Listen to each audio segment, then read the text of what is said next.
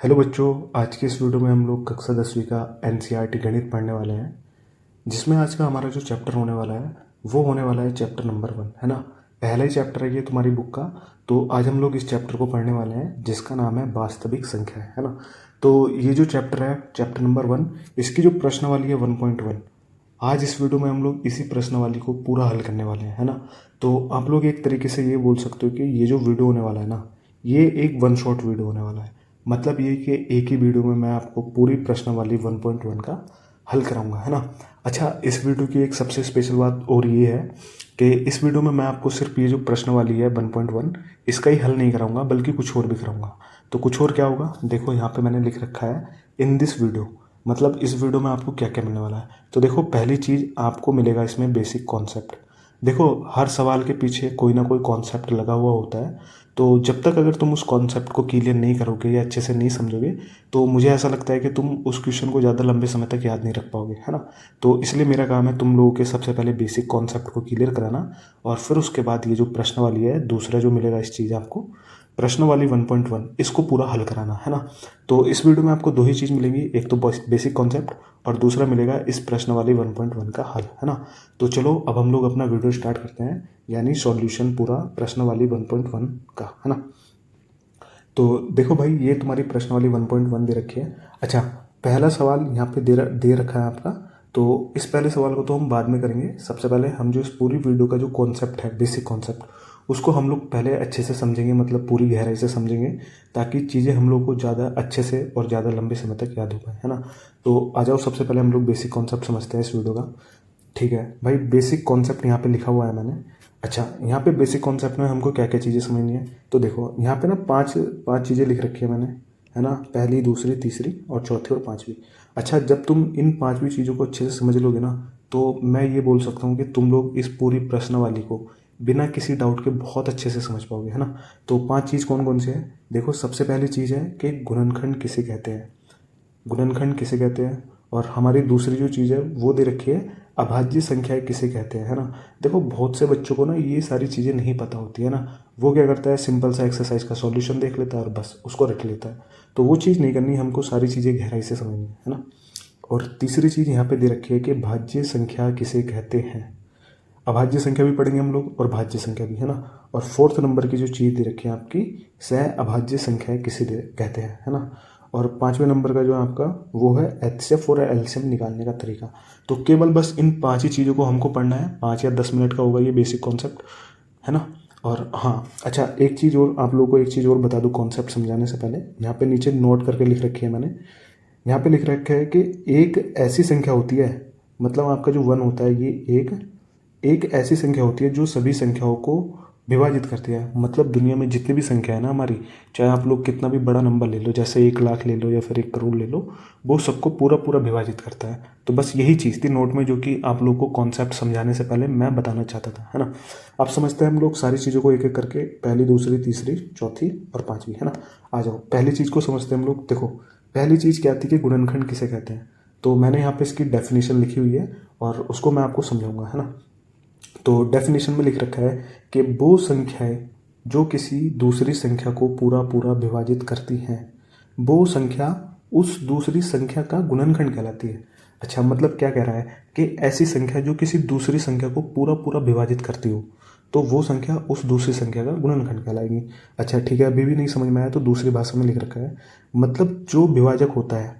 अच्छा, विभाजक क्या होता है, भाग देने वाली संख्या को हम लोग विभाजक कहते हैं। तो बोल रहा है कि मतलब जो विभाजक होता है ना, वही गुणनखंड कहलाता है। उसी को हम लोग दूसरे शब्दों में गुणनखंड कहते हैं मैथ की भाषा में, है ना। तो चीज़ें समझ गए। अच्छा, इसको हम लोग और अच्छे से क्लियर करते हैं। देखो, गुणनखंड मैंने क्या बोला कि मान लो तुम्हारे पास, जैसे यहाँ पे एग्जाम्पल लेते हैं हम लोग, जैसे तुम्हारे पास है एक संख्या 10, और मैं बोलता हूँ कि ऐसी संख्याएं लिखो जो 10 को पूरा पूरा विभाजित करती हो, तो तुम लोग क्या बोलोगे। अच्छा, मैंने बोला था कि एक ऐसी संख्या होती है जो सभी संख्याओं को विभाजित करती है पूरा पूरा, है ना। अच्छा, 10 को और कौन कौन सी संख्याएं कर सकती हैं, जैसे 10 को पूरा पूरा कौन सी संख्या काट सकती है, 2 होती है, 2 पंजे 10, ये 10 को पूरा पूरा काटती है क्योंकि ये जीरो शेषफल देती है ना। तो जो संख्या जीरो शेषफल देती है वो पूरा पूरा काटती है। तो 10 का एक गुणनखंड क्या हो गया, एक तो एक हो गया और दूसरा हो गया हमारे पास 2। अच्छा, और कौन कौन सी संख्या काटती है, और काटती है सर इसको 5। 5 को 10 से भाग देंगे पूरा पूरा 2 बार जाएगा, 5 दूनी 10, है ना। तो एक गुणनखंड इसका 5 हो जाएगा, है ना। अच्छा 10 को और कोई भी संख्या काटती है? हाँ, देखो हर संख्या खुद को काटती है। जैसे 10 को 10 भी काटेगा, कितनी बार काटेगा? 10 एकम 10, और ये भी इसको पूरा पूरा भाग देगा, तो ये भी इसका गुणनखंड कहलाएगा। मतलब 10 को जितनी संख्याएं पूरा पूरा काटेंगी ना, वही इसके गुणनखंड कहलाएंगे। जैसे 1 हुआ, 2 हुआ, 5 हुआ और 10 हुआ, ये आप लोग के गुणनखंड कहलाएंगे। ठीक है, एक और हम लोग एग्जाम्पल देख लेते हैं इसी प्रकार का। अच्छा कोई और सी संख्या ले लो, जैसे यहाँ पे मैं ले लेता हूँ इस बार 30। अच्छा 30 को कौन कौन सी संख्याएं काटेंगी? देखो एक तो ऑलरेडी काटते ही है सभी संख्या को, एक तो एक हो जाएगा, है ना। अच्छा 2 भी काटता है पूरा पूरा, 2 15 दूनी 30 होते हैं, है ना। 2 काटता है। अच्छा 3 भी काटता है, 3 नहीं होते हमारे पास 10, है ना। और 4 नहीं काटता इसको पूरा पूरा, है ना। और इसको 5 काटता है, 6 काटता है, और खुद एक 10 काटता है ना। और फिर 15 काटता है, और फिर इसको 30 पूरा पूरा काटता है। तो देखो 30 को कितनी सारी संख्या काट रही हैं? 1 काट रहा है, 2 काट रहा है, 3 काट रहा है, 5 काट रहा है, 6 काट रहा है, और 10 काट रहा है, 15 काट रहा है, और 30। तो मतलब कहने का ये हुआ, ये सारी संख्याएं जो इसको काट रही हैं यही इसके गुणनखंड कहलाएंगी, है ना। यही इसके गुणनखंड कहलाएंगी। तो समझ गए आप लोग गुणनखंड किसे बोलते हैं?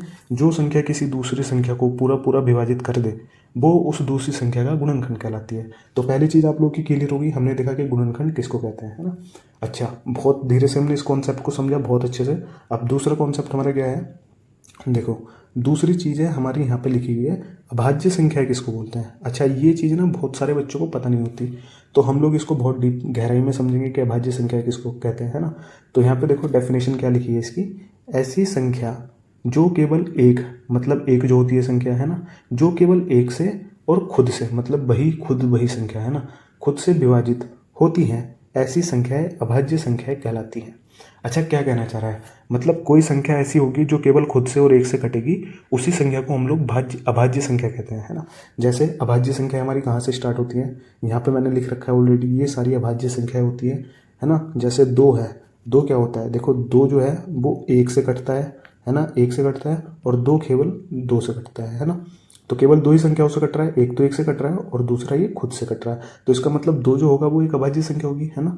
तो 2 हमारी सबसे छोटी अभाज्य संख्या होती है, और फिर इसके बाद होती है 3, फिर इसके बाद 5, 7, 11, 13, 17 और 19, 23, और ऐसे करके आगे ना बहुत सारी संख्या होती है अभाज्य। अगर तुम लोग लिख सको बहुत सारी लिख लेना, है ना, याद कर लेना। अच्छा दूसरे शब्दों में हम लोग इसको कैसे समझ सकते हैं? मैंने यहाँ पे लिखा हुआ है, यहाँ पे मतलब ऐसी संख्या जिनके केवल 2 गुणनखंड होते हैं। अच्छा गुणनखंड हम लोग पीछे भी पढ़ के आए हैं, गुणनखंड किसको बोलते हैं? जो भाग देता है उसको गुणनखंड बोलते हैं ना। मतलब जिसके 2 गुणनखंड होते हैं उसको भाज्य संख्या बोलते हैं। जैसे यहाँ पे मैंने आपको समझाया था, 2 को 1 काटता है और 2 काटता है, तो मतलब ये हुआ ना कि 2 के तो सिर्फ 2 ही गुणनखंड हुए। तो ऐसी संख्या जिनके केवल और केवल 2 गुणनखंड होते हैं उनको हम लोग अभाज्य संख्या कहते हैं। ठीक है, इसको भी हम लोग ने देखो बहुत अच्छे से समझा, और मुझे लगता है कि किसी बच्चे को ऐसा नहीं लगा हो कि समझ में नहीं आया होगा, है ना। चलो अब हम लोग आगे चलते हैं। आगे तीसरी संख्या कौन सी थी हमारी? अच्छा तीसरी संख्या थी हमारी भाज्य संख्या। पीछे हमने अभाज्य संख्या समझा, अब हम लोग समझेंगे कि भाज्य संख्याएं किन्हें कहते हैं। तो इसकी भी यहाँ पे मैंने परिभाषा लिखी हुई है, डेफिनेशन। तो सबसे पहले उसको पढ़ो, क्या बोल रहा है? ऐसी संख्याएं जो 2 से अधिक संख्याओं से विभाजित होती हैं भाज्य संख्याएं कहलाती हैं, है ना। मतलब क्या कहना चाह रहा है? कोई भी ऐसी संख्या होगी, मान लिया कोई रैंडम नंबर होगा, जैसे यहाँ पे लिख लिया हमने 6, है ना, एग्जाम्पल के लिए 6 लिया, तो बोल रहा है कि ये ना 2 से अधिक संख्याओं से भाग होना चाहिए। तो 6 किस किस से भाग होता है हमारा? 1 से होता है, 2 से होता है, 3 से होता है, और ये खुद 6 से होता है। तो मतलब ये तो 2 संख्याओं से अधिक संख्याओं से भाग हो रहा है ना, 4 संख्याओं से भाग हो रहा है। ये 2 से अधिक कितनी भी संख्याओं से भाग होना चाहिए, है ना, बस 2 से कम संख्याओं से भाग नहीं होना चाहिए। अगर 2 संख्याओं से भाग होगा तो वो कहलाएगा अभाज्य संख्या, है ना। अगर 2 संख्याओं से ज़्यादा से भाग होगा तो वो कहलाएगा भाज्य संख्या, है ना। तो भाज्य संख्या हमारी कहाँ कहाँ से स्टार्ट होती है? तो यहाँ पे एग्जाम्पल लिखा हुआ है, जैसे 4 सबसे छोटी भाज्य संख्या होती है हमारी, है ना। 4 के बाद होती है फिर 6, फिर 8, फिर 9, फिर 10, फिर 12, फिर 14, फिर 15, फिर 16, फिर 18, फिर 20, फिर 21, और ऐसी ना बहुत सारी भाज्य संख्या होती है हमारी, है ना, जहाँ तक हम उनको लिख सकते हैं। ठीक है, अगर ये चीज़ किसी बच्चे की समझ में नहीं आई हो तो मैंने दूसरी भाषा भी लिख रखी है इसकी। यहाँ पे देखो, यहाँ पे बोल रहा है कि मतलब ऐसी संख्याएं जिनके कम से कम 3 गुणनखंड हो। मतलब गुणनखंड आप लोग को बताया था, जो काटता है दूसरी संख्या को उसको गुणनखंड बोलते हैं। ऐसी संख्या जिनके कम से कम 3 गुणनखंड हो, मतलब कम से कम 3 तो होनी चाहिए, ज़्यादा में तो कितने भी हो सकते हैं, बस 3 जरूर होने चाहिए उसको, तो भाज्य संख्याएं कहलाती हैं, है ना। जैसे हम लोगों ने एक एग्जाम्पल लिया था अभी 6 के कितने गुणनखंड है? देखो यहाँ 1, 2, 3 4, मतलब 4 संख्याओं से कट रहा है, तो 4 संख्या इसकी गुणनखंड हुई, तो ये तो 3 से अधिक हुई, तो इसका मतलब 6 एक भाज्य संख्या है ना। तो इसी तरीके से भाज्य संख्या हमारी ये स्टार्ट होती हैं, पढ़ लो एक बार और, 4 6 8 9 10 और यहाँ तक है ना, जहाँ तक हम लोग इनको ले जाना चाहें, तो इनको बोलते हैं हम लोग भाज्य संख्या, है ना। तो तीसरे नंबर का जो कॉन्सेप्ट था वो भी हमारा बहुत अच्छे से क्लियर हो गया होगा, है ना। अब हम लोग समझते हैं लास्ट कॉन्सेप्ट। अच्छा देखो, लास्ट कॉन्सेप्ट कौन सा है हमारा, चौथे नंबर का एक कॉन्सेप्ट है। इसके बाद एक कॉन्सेप्ट पांचवा है ना, एक और कॉन्सेप्ट है ना। तो चौथे नंबर का कॉन्सेप्ट हमारा क्या है कि सह अभाज्य संख्याएं। हमने अभाज्य संख्याएं पढ़ी हैं, हमने भाज्य संख्याएं अच्छे से पढ़ ली। अब बात करते हैं सहभाज्य संख्याएं।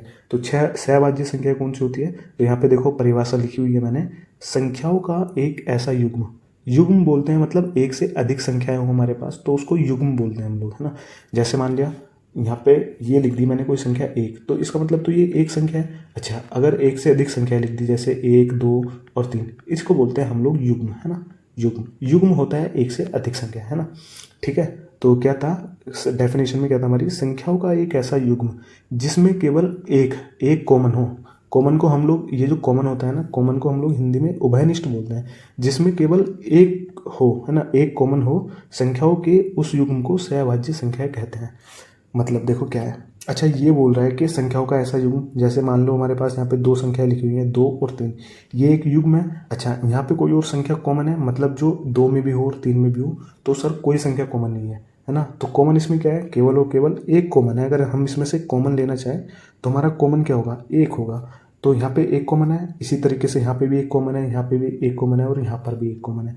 तो ऐसी संख्याएं जिनमें केवल और केवल एक ही कॉमन होता है, उन संख्याओं को हम लोग सह अभाज्य संख्याएं बोलते हैं, है ना। तो ये चीज़ आप लोग के अच्छे से समझ में आ गई होगी। तो बस हमारा यही था बेसिक कॉन्सेप्ट। अच्छा, एक कॉन्सेप्ट और था हमारा कि एचसीएफ और एलसीएम निकालने का तरीका। तो उस कॉन्सेप्ट को हम लोग तब समझेंगे जब उस तरीके का एक सवाल आएगा ना, दूसरे नंबर का सवाल है, तो उससे पहले हम लोग उस कॉन्सेप्ट को समझेंगे, है ना। अभी के लिए हम लोग क्या करेंगे, अपनी प्रश्नावली 1.1 का जो पहला सवाल है उसको हम लोग अच्छे से हल करेंगे, है ना। तो देखो भाई, प्रश्नावली 1.1 का हम लोग पहला सवाल हल करने जा रहे हैं, क्योंकि अभी हम लोगों ने पीछे सारा बेसिक कॉन्सेप्ट जो था उसको समझ लिया। अब हम लोग अपनी प्रश्नावली 1.1 जो है उसको कंप्लीट हल करेंगे, है ना। तो देखो यहाँ पे क्या बोल रहा है, पहला सवाल क्या बोल रहा है, इसको सबसे पहले अच्छे से पढ़ेंगे हम लोग। बोल रहा है कि निम्नलिखित संख्याओं को अभाज्य गुणनखंडों के गुणनफल के रूप में व्यक्त कीजिए। अच्छा, ये आप लोगों की जितनी संख्याएं दे रखी है, जैसे पहली, दूसरी, तीसरी, चौथी, पांचवी, ये जितनी भी संख्याएं दे रखी है कि बोल रहा है इनको अभाज्य गुणनखंडों के गुणनफल के रूप में व्यक्त कीजिए इनको। ठीक है भाई, हम लोग पढ़ के आ गए अभाज्य संख्या किसको बोलते हैं, गुणनखंड किसको बोलते हैं, है ना। तो हम लोग इसको कैसे करेंगे, देखो किसी भी संख्या को अभाज्य गुणनखंड के रूप में हम लोग कैसे लिखते हैं, उससे पहले ना एक चीज़ समझ लो। हम लोग समझते हैं अभाज्य संख्या किसको बोलते हैं, गुणनखंड किसको बोलते हैं। हमको ये चीज़ नहीं पता कि गुणनफल का रूप क्या होता है, गुणनफल का रूप, है ना। तो इस शब्द को और पहचान लो और फिर ये सवाल सारे बहुत जल्दी हो जाएंगे। देखो एग्जाम्पल के लिए समझ लो ऐसे, मान लो मैंने तुमको बहुत सारी संख्याएं दी, जैसे 2 3 4 5 6 और 7। मैंने ये तुमको ना कुछ संख्याएं दे दी और मैं अगर तुमसे बोल रहा हूँ कि इनको ना गुणनफल के रूप में लिखो, तो गुणनफल के रूप का सीधा सीधा अर्थ ये होता है कि इन सभी संख्याओं को एक साथ गुणा के रूप में लिखना। जैसे कैसे, है ना, जैसे 2 गुणा 3 गुणा 4 और गुणा 5 और गुणा 6 और गुणा 7। मतलब जितनी भी संख्याएं दी जाएंगी ना तुमको, उनको बस गुणा करके लिखना है एक साथ, वही आप लोगों का कहलाएगा गुणनफल, है ना। उसको ही बोलते हैं हम लोग गुणनफल। तो बस इसको बोलते हैं हम लोग गुणनफल का रूप, है ना। तो अब हम लोग के तीनों शब्द क्लियर हो गए, एक तो भाज्य, दूसरा गुणनखंड और तीसरा हमारा गुणनफल रूप, है ना। अब हम लोग सीधा सीधा अपने सवालों को करते हैं। तो यहाँ से इसको रफ करेंगे सबसे पहले। अच्छा ठीक है भाई, पहला सवाल दे रखा है हमारा यहाँ पे, पहला सवाल है 140, 140, है ना। इसको क्या करना है, हमको अभाज्य गुणनखंडों के रूप में लिखना है। अच्छा, मैंने आप लोगों को बताया था गुणनखंड क्या होते हैं, कि जो दूसरी संख्याओं को पूरा पूरा विभाजित करते हैं उनको हम लोग गुणनखंड बोलते हैं। अब बात करते हैं अभाज्य गुणनखंड क्या होता है। अच्छा, अभाज्य गुणनखंड क्या होता है उसको समझो। हम लोग अभी पढ़ते हैं हमारी अभाज्य संख्या कौन कौन सी होती है, जैसे 2 हुआ, 3 हुआ, 5 हुआ, 7 हुआ और इसके बाद 11 होती है, फिर उसके बाद 13 होती है और फिर 17 और 19 और यहाँ पर 23, है ना। इस तरीके से हमारी कुछ अभाज्य संख्या होती है। तो देख लो भाई, अभाज्य गुणनखंड का मतलब ये होता है जब हम लोग किसी संख्या को केवल और केवल सिर्फ अभाज्य संख्या से भाग करें, है ना। जैसे हमारे पास अभाज्य संख्या ये होती है ना, केवल और केवल हमको सिर्फ अभाज्य संख्या से भाग करना है उसको, वही उसके अभाज्य गुणनखंड कहलाएंगे। अब देखो कैसे करते हैं। जैसे पहला सवाल है तुम्हारा 140, तो हम लोग सबसे पहले अभाज्य गुणनखंड कैसे करेंगे उसके, सबसे छोटी जो अभाज्य संख्या है ना उससे काटो इस संख्या को। सबसे पहला स्टेप तुम्हारा ये होना चाहिए कि जो सबसे छोटी अभाज्य संख्या है उससे काट करके देखो, है ना। तो 2 से इसको काटो, 2 से कितनी बार जाएगा, 2 सत्ते 14, यानी ये 70 बार चला जाएगा, है ना। अब हम लोग क्या करेंगे, अब हम लोग ये नहीं करेंगे कि दूसरी अभाज्य संख्या पर चले जाएंगे, नहीं, हम लोग इसी संख्या से, ये जो पहली सबसे छोटी अभाज्य संख्या है 2, हम लोग इसी संख्या से इस संख्या को तब तक काटेंगे जब तक ये कटना बंद ना हो जाए। जैसे फिर से इसको 2 से भाग दो, 2 से कितनी बार जाएगा, 35 बार, 35 दूनी होता है 70। अब इसको फिर से 2 से भाग दो, देखो 2 से भाग जा रहा है ये, अब ये 2 से भाग जाना हो गया है बंद, है ना। तो अब हम लोग क्या करेंगे, अब हमारे पास जो अगली अभाज्य संख्या होती है जो कि है 3, है ना, पता है आप लोगों को, 2 के बाद अगली अभाज्य संख्या 3, और 3 के बाद 5, और 5 के बाद 7, है ना। तो 2 के बाद जो अगली अभाज्य संख्या है 3, उससे काट करके देखो उसको, तो 3 से इसको काटेंगे, देखो 3 एकम 3, और ये 3 से भी नहीं कट रहा, मतलब 3 से भी नहीं कट रहा है। तो अब हम लोग क्या करेंगे, 3 के बाद जो अगली अभाज्य संख्या होती है वो होती है 5, तो उससे काट करके देखो, तो 5 से काटो इसको, 5 सत्ते 35, है ना। तो ये 5 से पूरा पूरा कट रहा है, 5 सत्ते 35, है ना। अच्छा, अब यहाँ पे है 7, 7 किससे कटेगा, ठीक है। अब तुम लोगों को एक चीज़ पता होनी चाहिए कि 7 खुद में एक अभाज्य संख्या होती है, और मैंने आप लोगों को पहले ही बताया था कि अभाज्य संख्या केवल और केवल खुद से कटती है। तो 7 किससे कटेगा, 700 केवल 7 से कटेगा, है ना, 7 ही कम 7। तो ये क्या हुआ, 140 के अभाज्य गुणनखंड हुए। तो इसको हम लोग कैसे लिखेंगे, देखो 140 के अभाज्य गुणनखंड क्या क्या हुए तुम्हारे, 2 हुआ, फिर से 2 हुआ, और फिर से 5 हुआ, और ये 7 हुआ। तो इसका मतलब ये कि इस संख्या को हमने केवल और केवल अभाज्य संख्याओं से भाग दिया है 140 को, और वही जिससे हमने भाग दिया ना वही कहलाएंगे हमारे अभाज्य गुणनखंड, है ना। ठीक है, अब तीसरी चीज़ क्या बोली थी इसमें, अभाज्य गुणनखंडों के गुणनफल के रूप में व्यक्त करना है। मतलब ये जो गुणनखंड है ना जो हमने अभी लिखे हैं 140 के, इनको तुमको गुणनफल के रूप में व्यक्त करना है, तभी तुम्हारा फाइनल आंसर निकल के आएगा। तो कैसे करेंगे, मैंने आप लोगों को बताया था, लिखो 140, और गुणनफल का मतलब होता है इन सभी गुणनखंडों को एक साथ गुणा का चिन्ह लगा के लिखना, जैसे 2 गुणा 2 गुणा 5 और गुणा 7। तो ये तुम लोगों का क्या हुआ, फाइनल आंसर हो जाएगा, है ना। अच्छा, एक चीज़ और, गुणनफल के रूप में लिख दिया तुमने इसको। एक चीज़ हमेशा याद रखना, कोई भी संख्या हो अगर वो 1 से अधिक बार आएगी, जैसे 2 यहाँ पर भी आ रहा है और 2 यहाँ पर भी आ रहा है, तो उसको तुमको कैसे लिखना है, जैसे 2 यहाँ पर 2 बार आ रहा है तो इसको लिख दो 2 की पावर 2, है ना, गुणा 5 यहाँ पे 1 बार आ रहा है तो इसको लिखेंगे 5 की पावर 1। और देखो अगर मैं यहाँ पे ये लिखो 5 की पावर 1, तो इसका सीधा सीधा मतलब होता है 5, इसलिए हम लोग 5 की पावर 1 कभी लिखते नहीं है, तो पावर 1 को यहाँ से काट लो, है ना। गुणा 7 एक बार है तो 7 की पावर 1, है ना, और यहाँ पे लिख देंगे 7।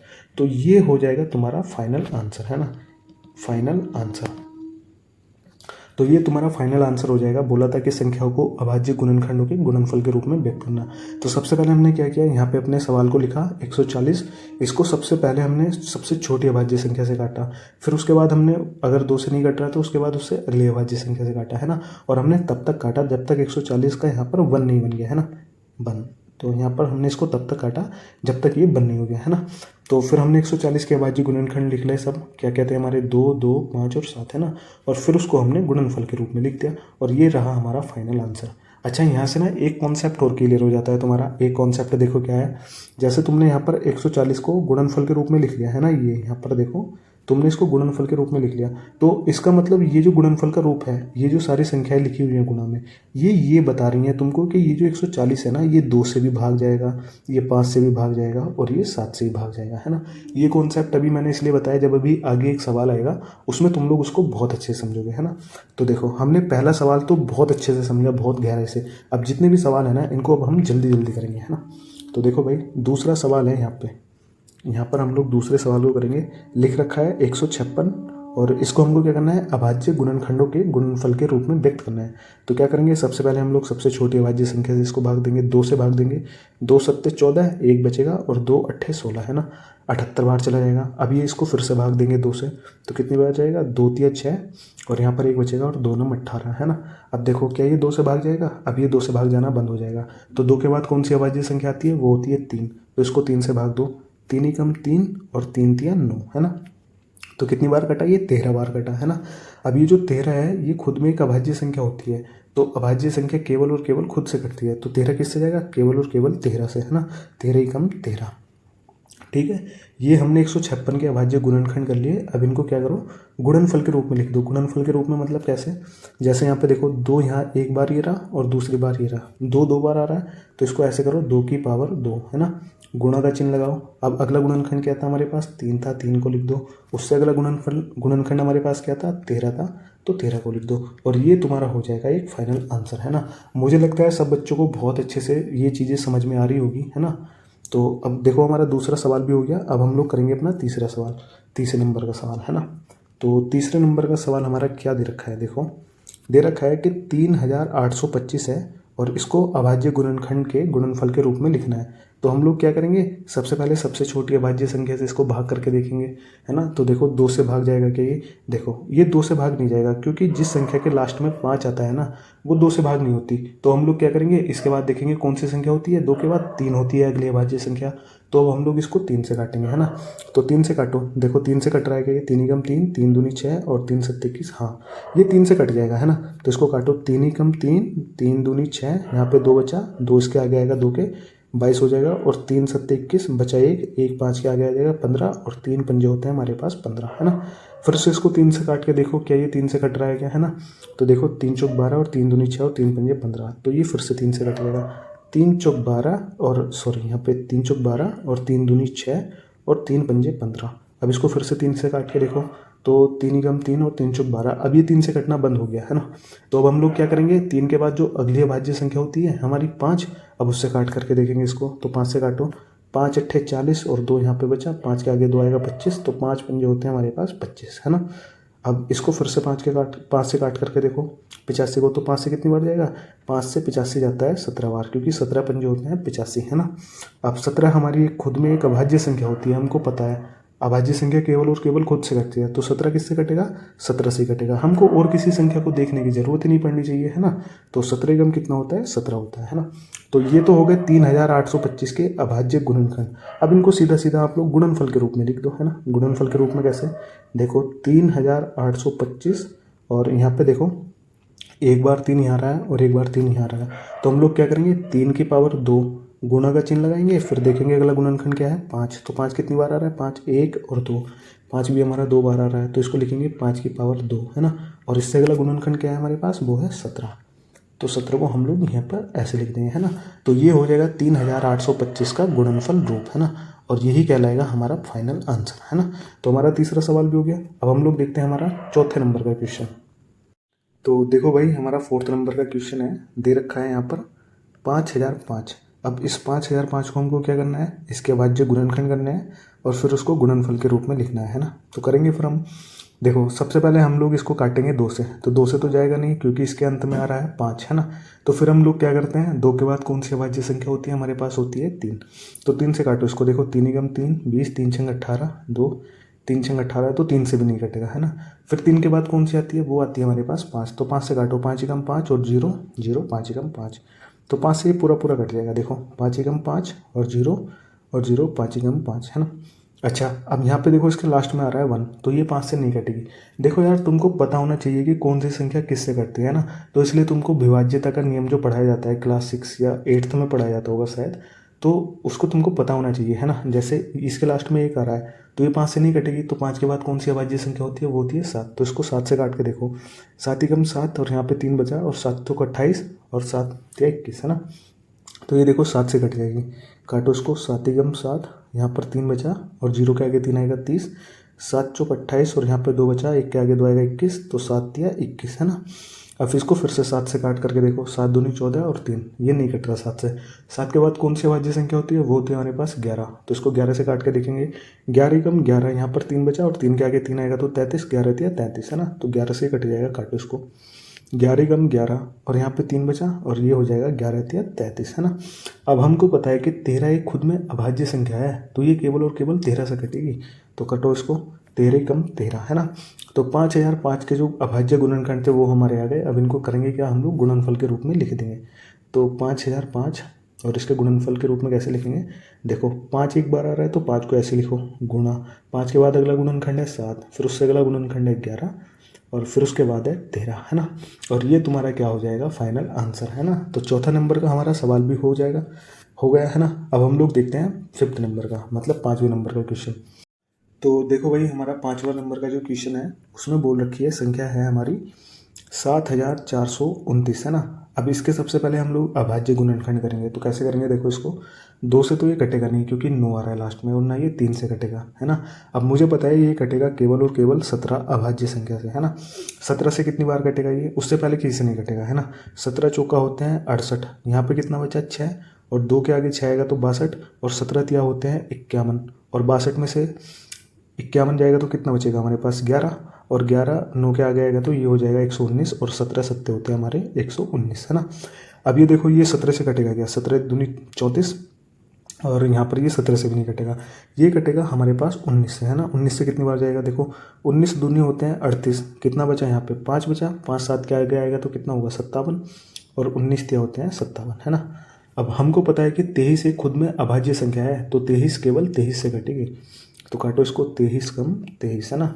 तो 7429 के जो अभाज्य गुणनखंड आए उनको हम लोग गुणनफल के रूप में लिख देंगे। अब 7429, और कितने आएंगे इसके 17 गुणा 19 और गुणा में 23, है ना। तो ये आपका एक फाइनल आंसर हो जाएगा। बस यही था। देखो पहला सवाल बहुत आसान था, बोल रहा था कि निम्नलिखित संख्याओं को अभाज्य गुणनखंडों के गुणनफल के रूप में व्यक्त कीजिए। मैंने आप लोग को कॉन्सेप्ट तो बहुत पहले बता दिया था कि अभाज्य संख्या कौन सी होती है, गुणनखंड भी बता दिया था, है ना, और गुणनफल का रूप भी। बस करना कुछ नहीं था, संख्या जो दी गई है उसको लिखो, फिर उसको सारी जितनी अभाज्य संख्याओं से वो भाग जा रही है उससे भाग दो, और फिर उसको गुणा का चिन्ह लगा के उन सभी गुणनखंडों को आपस में लिख दो, है ना। अब हम लोग देखो अगला सवाल करेंगे दूसरे नंबर का। तुम्हारी जो प्रश्न वाली है 1.1 उसका जो दूसरा सवाल है, सबसे पहले उसको पढ़ लेते हैं ना। तो पढ़ेंगे इसको। बोल रहा है कि पूर्णांकों के निम्नलिखित युग्मों के एचसीएफ और एलसीएम ज्ञात कीजिए तथा इसकी जांच कीजिए कि दो संख्याओं का गुणनफल बराबर होता है उन संख्याओं के एचसीएफ और एलसीएम के, है ना।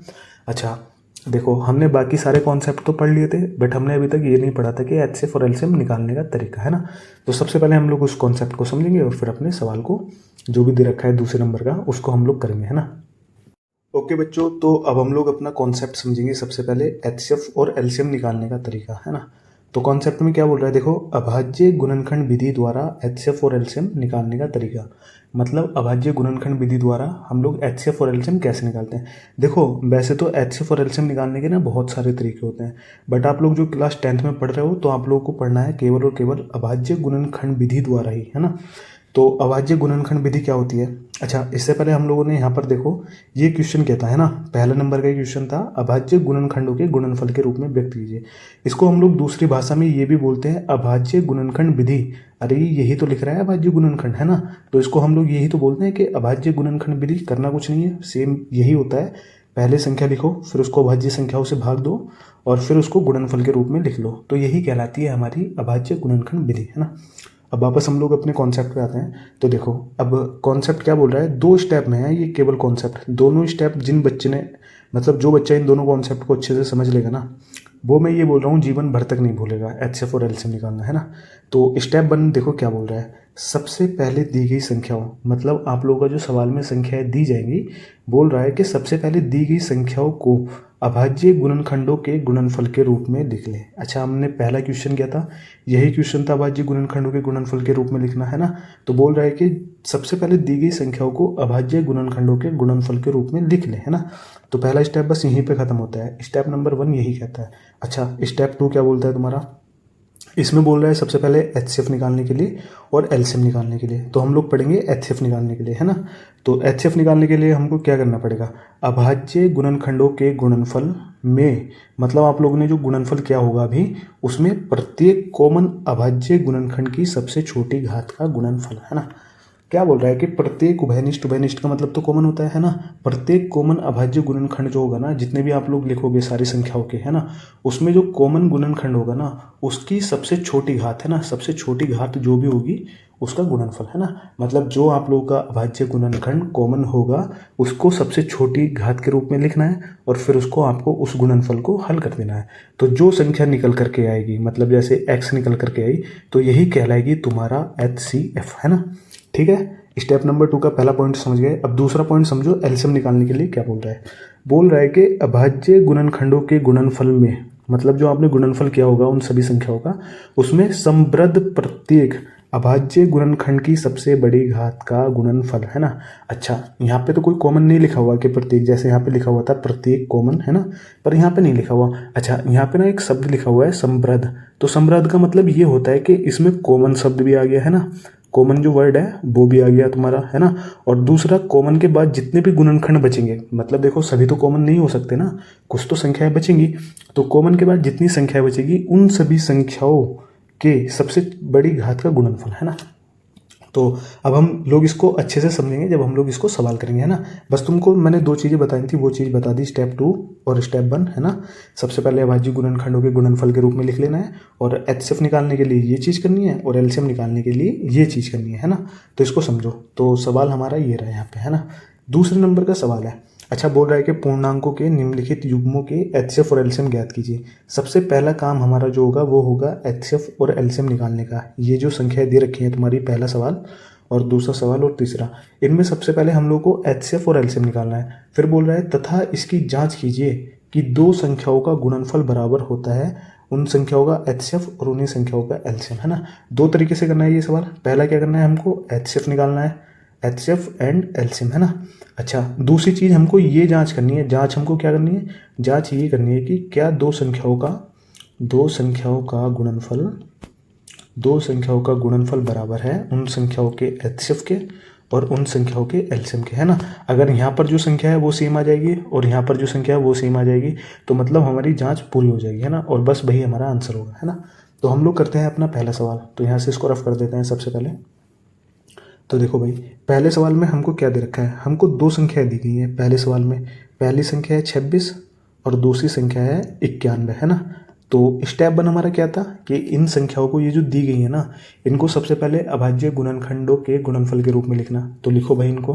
तो 26 के सबसे पहले हम लोग अभाज्य गुणनखंड करेंगे, तो ये 2 से जाएगा, 13 दूनी 26, और यहाँ पे 13 ये खुद से जाएगा, है ना, 13 ही कम 13।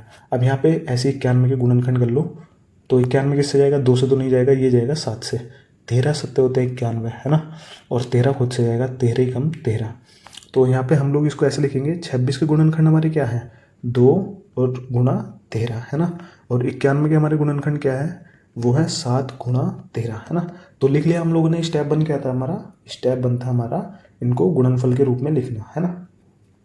अच्छा, स्टेप 2 में हमको डायरेक्ट एलसीएम और एचसीएफ निकालना है। तो हम लोग यहाँ पे लिखेंगे HCF, है ना, और यहाँ पे लिखेंगे हम लोग LCM।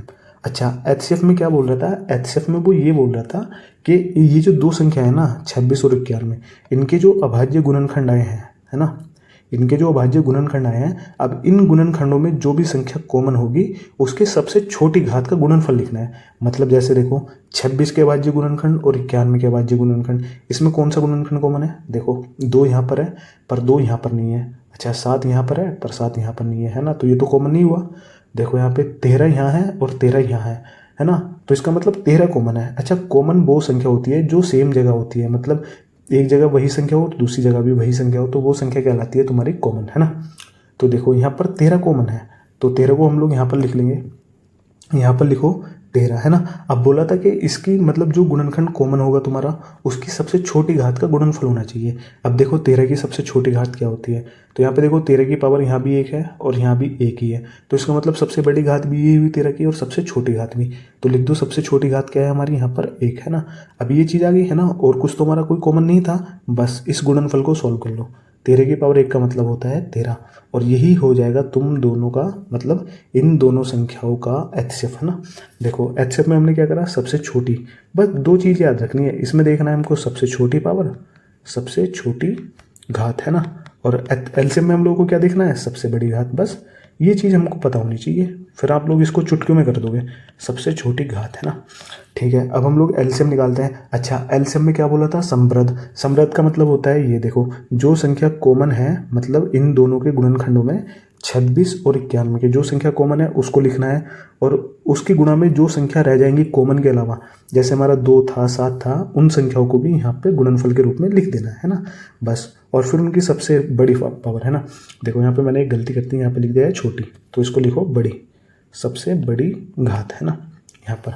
तो देखो भाई इनमें क्या कॉमन है, यहाँ पर 2 है, यहाँ पर 2 नहीं है, यहाँ पर 13 है, यहाँ पर 13 है, तो 13 को लिख लो, है ना, और गुणा का चिन्ह लगाओ। अब यहाँ पे ये देखो कोई और कॉमन है, कोई और कॉमन नहीं है, तो अब जितनी संख्याएं बच जाएंगी ना 13 के अलावा उन सभी संख्याओं को लिख दो। जैसे 2 बच गया तो 2 को लिख दो, और यहाँ पे कितना बचा, यहाँ पे 7 बच गया तो 7 को लिख दो। बाकी कुछ और बचा है, और कुछ नहीं बचा।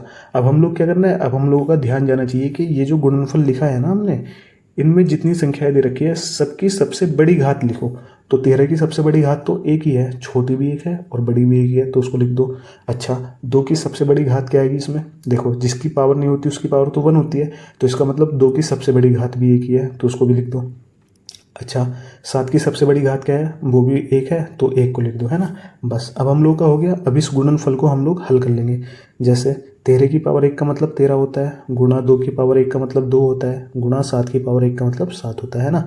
अब इसके आपस में गुणा करो, 13 दूनी होते हैं 26, और 26 सत्ते कितने होते हैं, तो इसको हम लोग साइड में कर लेंगे 26 सत्ते।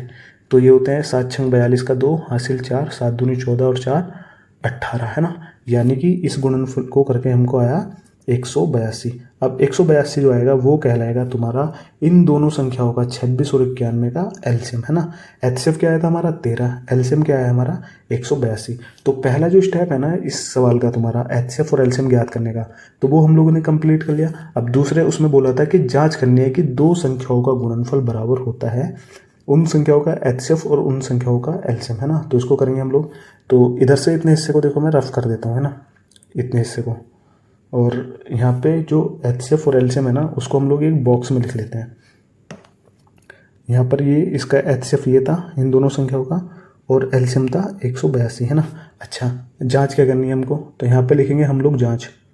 जांच जांच क्या करनी है हमको, लिखा हुआ है सवाल में उसने कि दो संख्याओं का गुणनफल बराबर होता है, गुणनफल बराबर होता है उन संख्याओं का एचसीएफ और उन संख्याओं का एलसीएम, है ना। मतलब ये है कि ये जो दो संख्या है ना 26 और 91, इन दोनों संख्याओं का तो गुणनफल और इन्हीं दोनों संख्याओं का एचसीएफ और एलसीएम का गुणनफल, अगर दोनों का सेम आता है तो हमारा सवाल ठीक है, और अगर सेम नहीं आता है ना तो वो फिर ठीक नहीं है। कहीं ना कहीं हमारी गलती हुई होगी एचसीएफ और एलसीएम निकालने में, क्योंकि ये तो एक फॉर्मूला है ना, और ये हमेशा सही होगा। तो लिखो भाई इसको, दो संख्याएं कौन कौन सी है, पहली है हमारी 26, दूसरी है हमारी 91, है ना, बराबर एचसीएफ क्या था इन दोनों संख्याओं का, सर एचसीएफ था हमारा 13। अच्छा, एलसीएम क्या था, एलसीएम था हमारा 182, तो लिख दो 182। अब इसको हल कर लो, 26 और 91 की गुणा करो। सबसे पहले यहाँ पे करेंगे हम लोग 26 और 91 की, 1 छंग 6, 1 दूनी 2, गुणा 6 निम 54 का 4 हासिल 5, और 9 दूनी 18, और 18 5 होते हैं 23। इसको जोड़ लो, यहाँ पे 6 आएगा, 2 और 4 6 होते हैं, और यहाँ पे 3 का 3 और 2 का 2। तो 26 और 91 की जो गुणा करके आया वो आया 2366, यानी 2366 बराबर। अब हम लोग क्या करेंगे, इसी तरीके से 13 की और 182 की गुणा कर लेंगे यहाँ पर। तो करो भाई, 182 की 13 से करो, तो डायरेक्ट कर लो, 3 दूनी 6, 3 छंग 18 का 8 हासिल 1, सॉरी 3 अट्ठे 24 है ना, ये 8 है यहाँ पर, 3 अट्ठे 24 का 4 हासिल 2, 3 एकम 3 और 3 2 5, है ना, गुणा 1 की गुणा करो 2, 1 अट्ठे 8 और 1 एकम 1, इसको जोड़ लो, 6 का 6, 4 और 2 कितने होते हैं 6, 8 5 होते हैं, 13 का 3 हासिल 1, एक ये रहा और एक हमारा हासिल 2। तो यानी 182 और 13 की गुणा करके भी आया है 2366। मतलब हमारी जांच हमारी कंप्लीट हुई और ये सवाल बिल्कुल सही हुआ, है ना। तो बस इस क्वेश्चन को हम लोग यहाँ तक करेंगे, जांच कर देंगे और यहाँ पे अपना आंसर लिख देंगे, है ना। बस ये था हमारा आंसर। दूसरा सवाल बस यही कह रहा था कि पहले एचसीएफ और एलसीएम निकालो संख्याओं का, फिर उनकी जाँच कर दो, है ना। अब इसी तरीके से हम लोग अपना दूसरा सवाल देखेंगे। देखो दूसरे सवाल में हमारी संख्याएँ दे रखी हैं 510 और 92, है ना। तो उत्तर में हम लोग चलेंगे और यहाँ पे लिखेंगे 510 और यहाँ पर लिखेंगे हम लोग 92, है ना। अच्छा, सबसे पहला स्टेप क्या करना है, ये जो दो संख्या है ना इनको अभाज्य गुणनखंडों के गुणनफल के रूप में लिखना है। तो करो भाई, 510 के अभाज्य गुणनखंड क्या होंगे, देखो इसको 2 से काटो, 2 दूनी 4 और यहाँ पे एक 2 पंजे 10 और एक 2 पंजे 10, है ना, 55 बार। अब 2 से नहीं कटेगा, 3 से काटो, 3 अट्ठे 24 और एक 3 पंजे 15। 85 किससे कटता है, 5 से कटता है, 17 बार, 17 पंजे 85, और 17 खुद में एक अभाज्य संख्या है तो ये केवल 17 से कटेगी, 17 एकम 17, है ना। अब 92 की भी कर लो यहीं पे साइड में, तो 2 से काटो इसको, 2 चौक 8 और 2 छंग 12, और यहाँ पे इसको काटो, 2 दूनी 4 और 2 तिया 6, है ना, और यहाँ पे इसको काटो, 23 एक अभाज्य संख्या तो ये 23 ही कटेगी, 23 कम 23, है ना। तो गुणनखंड हो गए, अब इनको गुणनफल के रूप में लिख लो। जैसे 510 के आगे लिखो तुम लोग 2 गुणा 3 गुणा 5 गुणा 17। अच्छा, यहाँ पे ना इनकी किसी की भी पावर नहीं लिख रहे हैं हम लोग, क्योंकि कोई भी संख्या ज़्यादा बार नहीं आ रही, सब संख्या अकेली अकेली आ रही है ना। अब इसी तरीके से 92 को लिखो। 92 को हम लोग कैसे लिखेंगे, 2 की पावर 2। देखो 2 यहाँ पे भी है, 2 यहाँ पे भी, इसका मतलब 2 2 बार आ रहा है, तो इसको लिखो 2 की पावर 2, है ना, और गुणा में 23। ठीक है। स्टेप नंबर 1 जो था ना हमारा, स्टेप नंबर 1 था हमारा इनको अभाज्य गुणनखंडों के गुणनफल के रूप में लिखना, वो हमने कर दिया। अच्छा, अगला स्टेप क्या था हमारा, डायरेक्ट एचसीएफ और एलसीएम निकाल लो। ठीक है, यहाँ पे लिखेंगे हम लोग एचसीएफ और यहाँ पे लिखेंगे हम लोग एलसीएम, है ना। तो एचसीएफ के लिए हम लोग क्या करते हैं, जो संख्या 510 के गुणनखंडों में भी कॉमन हो और 92 के गुणनखंडों में भी कॉमन हो, तो उसको लिख लेंगे। जैसे 2 यहाँ पर है, 2 यहाँ पर है, तो सबसे पहले हम लोग 2 को लिख लेंगे, है ना। उसके बाद देखेंगे हम लोग 2 के बाद कौन सा कॉमन है। देखो 3 यहाँ है पर 3 यहाँ नहीं है, 5 यहाँ है 5 यहाँ नहीं है, 17 यहाँ है 17 यहाँ नहीं है, 23 यहाँ है 23 यहाँ नहीं है, मतलब 2 के अलावा कुछ और कॉमन नहीं है। ठीक है, जो कॉमन थी वो संख्या लिख ली। अच्छा, हम लोग को एक चीज़ पता है कि जब हम लोग एचसीएफ निकालने के लिए लिखते हैं तो हम लोग उस गुणनखंड की जो कॉमन है उसकी सबसे छोटी घात भी लिखते हैं, उसके ऊपर सबसे छोटी घात, है ना। ये चीज़ पता होनी चाहिए। देखो एचसीएफ में सबसे छोटी घात और एलसीएम में हमारी सबसे बड़ी घात, है ना, सबसे बड़ी घात, सबसे बड़ी घात, है ना। तो यहाँ पे एचसीएफ निकाल रहे हैं अभी हम लोग, तो ये जो कॉमन गुणनखंड है इसकी सबसे छोटी घात क्या है। देखो 2 की पावर यहाँ पर 2 है और यहाँ पर 2 की पावर 1 है ना। तो बड़ा तो होता है 2 और छोटा होता है 1, तो सबसे छोटी घात क्या होगी, 1, है ना, 2 की पावर 1। अब इसको हल कर लो, 2 की पावर 1 का मतलब होता है 2, और यही तुम्हारा इन दोनों संख्याओं का आएगा एचसीएफ, है ना। ठीक है, एचसीएफ हम लोगों ने निकाल लिया, अब हम लोग निकालेंगे एलसीएम। अच्छा, एलसीएम में हम लोग क्या करते हैं, जो संख्या कॉमन होती है उसको तो हम लोग लिखते हैं, जैसे जो संख्या कॉमन होती है उसको तो हम लोग लिखते हैं, प्लस में नहीं, सॉरी, गुणा का चिन्ह लगा के गुणनफल में उन संख्याओं को भी लिखते हैं जो हमारी कॉमन नहीं होती, है ना, कॉमन नहीं होती, जो मतलब अलग से होती हैं। जैसे यहाँ पे इसको काटो, कॉमन हमारी कौन सी संख्या है, देखो 510 के गुणनखंडों में और 92 के गुणनखंडों में क्या कॉमन है, 2 कॉमन है, 2 यहाँ पर भी है 2 यहाँ पर भी है, बाकी कुछ और तो कॉमन नहीं है, तो लिख लो 2 कॉमन है हमारा, तो 2 को लिख लो। अच्छा, कॉमन संख्या जो होगी उसको हम लोग लिख लेंगे, उसके बाद हम लोग क्या करेंगे, उसके गुणनफल के रूप में हम लोग क्या करेंगे, जो संख्या कॉमन नहीं होगी उनको भी लिख लेंगे, जैसे 3 हुआ, 5 हुआ, 17 हुआ और 23 हुआ, इनको लिख लेंगे हम लोग। तो 2 गुणा 3 गुणा 5 और गुणा 17 और गुणा 23। ठीक है, ये हमारा एक काम हो गया। अच्छा, अब इससे अगला काम हमारा क्या था कि जितनी भी संख्या लिखी है ना, जितनी भी कॉमन और जो कॉमन नहीं थी, सारी गुणनफल के रूप में लिखी हैं, उनकी सबसे बड़ी घात भी लिखनी है हमको, उनकी सबसे बड़ी घात।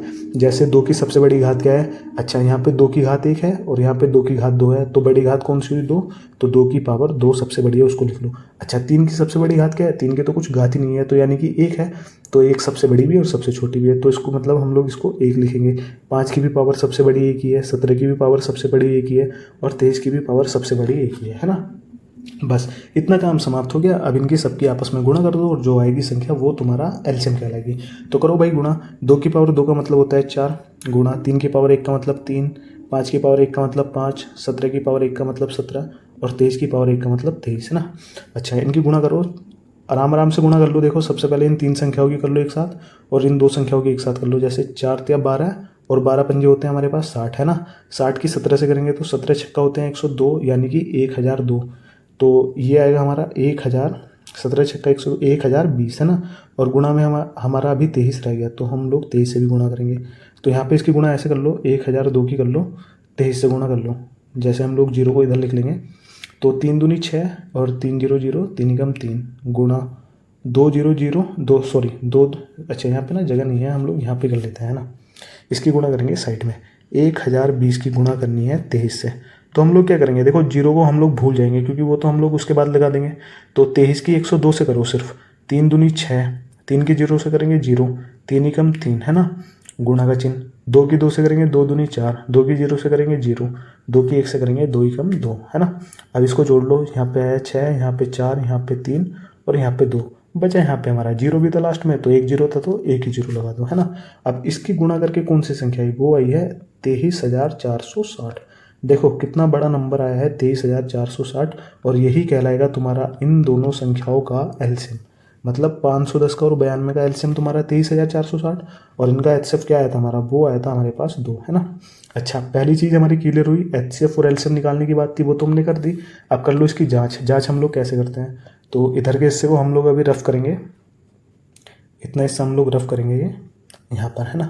अच्छा, जांच हम लोग कैसे करते हैं, जांच हम लोग कैसे करेंगे, यहाँ पर लिखेंगे हम लोग जांच, जांच, और जांच में हम लोग क्या करते हैं, दो संख्याओं का गुणनफल, दो संख्याओं का गुणनफल, है ना, दो संख्याओं का गुणनफल बराबर उन संख्याओं का एचसीएफ और उनका एलसीएम। बस यहाँ पे वैल्यू पुट करो और सीधा इनको बराबर लाओ और बस वही तुम्हारा आंसर होगा। तो दो संख्या कौन कौन सी है, अच्छा पहली संख्या है 510 गुणा दूसरी संख्या है 92, है ना, बराबर। अच्छा एचसीएफ क्या आया था इसका, एचसीएफ आया था 2 और इन दोनों संख्याओं का एलसीएम क्या आया था, वो आया था 23,460, है ना।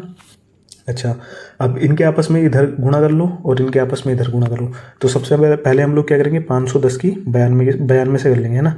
तो 0 को इधर लिख लेंगे, तो 2 एकम 2 और 2 पंजे 10, है ना, 9 एकम 9 और 9 पंजे 45, है ना।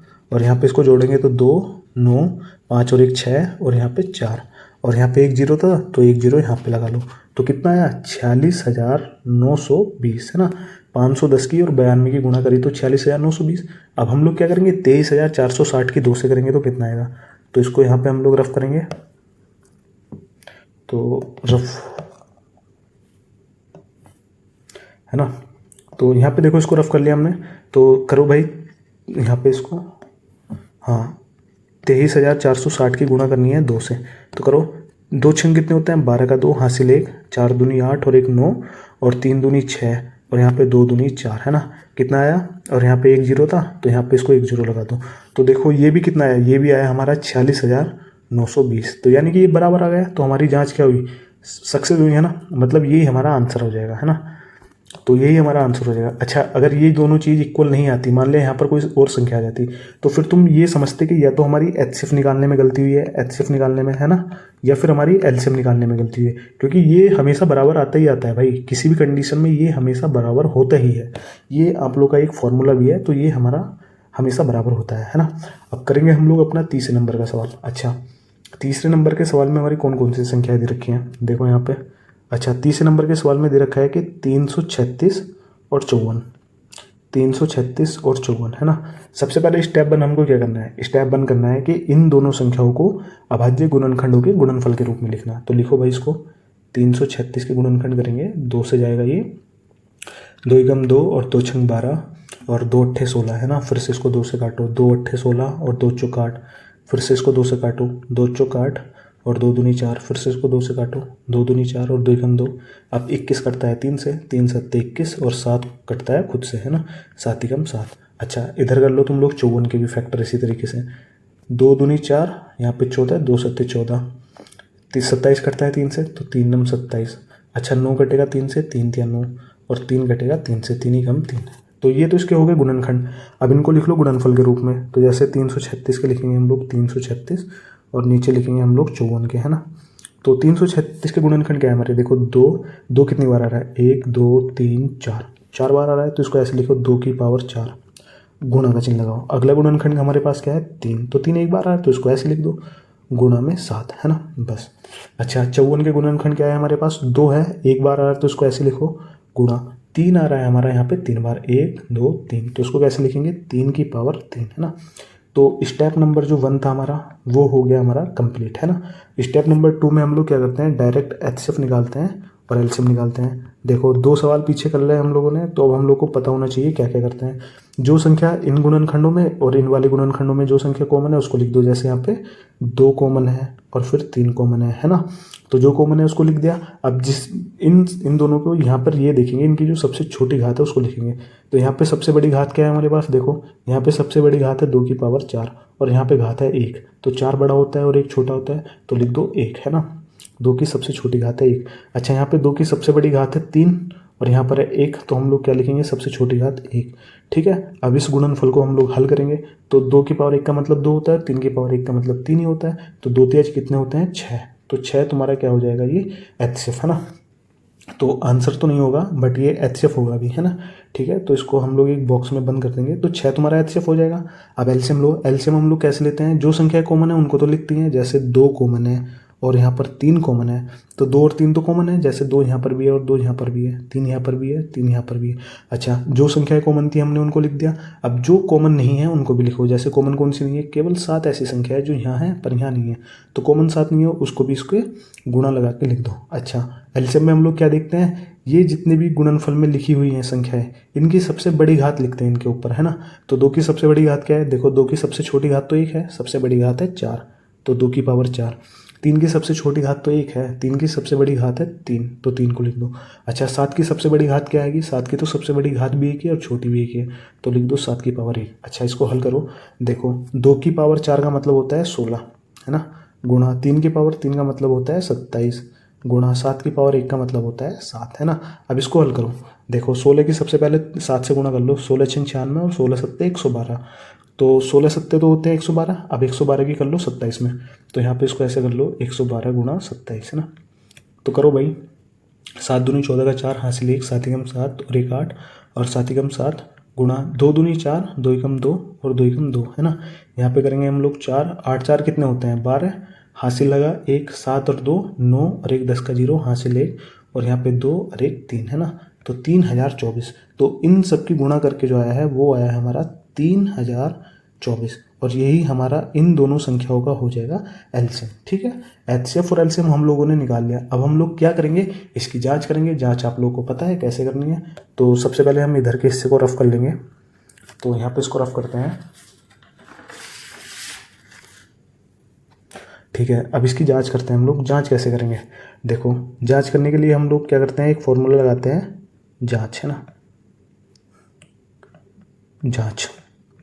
तो फॉर्मूला क्या है हमारा, दो संख्याओं का गुणनफल, दो संख्याओं का गुणनफल बराबर होता है उन दोनों संख्याओं के एचसीएफ के, और गुणा होता है उनके एलसीएम के, है ना। तो दो संख्या हमारे पास कौन कौन सी है, पहली संख्या है हमारे पास 336, है ना, और दूसरी संख्या है 54। तो पहली संख्या है 336 और दूसरी संख्या है हमारे पास 54, है ना, बराबर।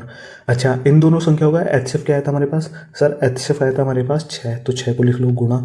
अच्छा, इन दोनों संख्याओं का एलसीएम क्या आया था, वो आया था 3024, तो 3024 को लिख लो, है ना। अब करना कुछ नहीं है, इन दोनों के आपस में गुणा करो और इन दोनों के आपस में गुणा करो।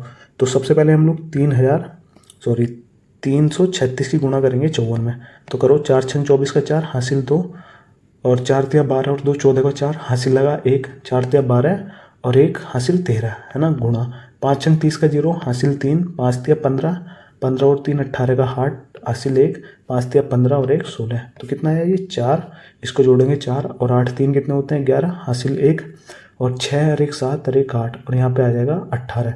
तो ये आया 18,144 इन दोनों की गुणा करके, तो लिख दो इसको 18,144 बराबर में। अब साइड में क्या करो, इसकी भी गुणा कर लो, है ना, 6 की और 324 की, तो करो भाई 3024 की और 6 की, तो 6 चौक कितने होते हैं 24, हासिल 1, 6 दूनी 12 और 2 कितने होते हैं 12, 2 होते हैं 14 का 4, हासिल लगा 1, 6 की 0 से करेंगे 0 और 1 हासिल 1, है ना, और 6 कितने होते हैं 18, तो इसकी भी गुणा करके आया है 8144, है ना।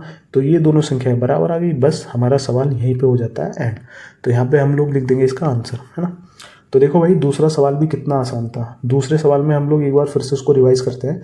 दूसरे सवाल में बोला था कि पूर्णांकों के निम्नलिखित युग्मों के एचसीएफ और एलसीएम ज्ञात कीजिए तथा इसकी जांच कीजिए कि दो संख्याओं का गुणनफल बराबर होता है उन दोनों संख्याओं के एचसीएफ के और एलसीएम के। तो सबसे पहले हम लोगों ने इन दोनों संख्याओं का एचसीएफ और एलसीएम निकाला, है ना, एचसीएफ निकाला और एलसीएम निकाला, फिर हमने इनकी कर दी जांच, है ना।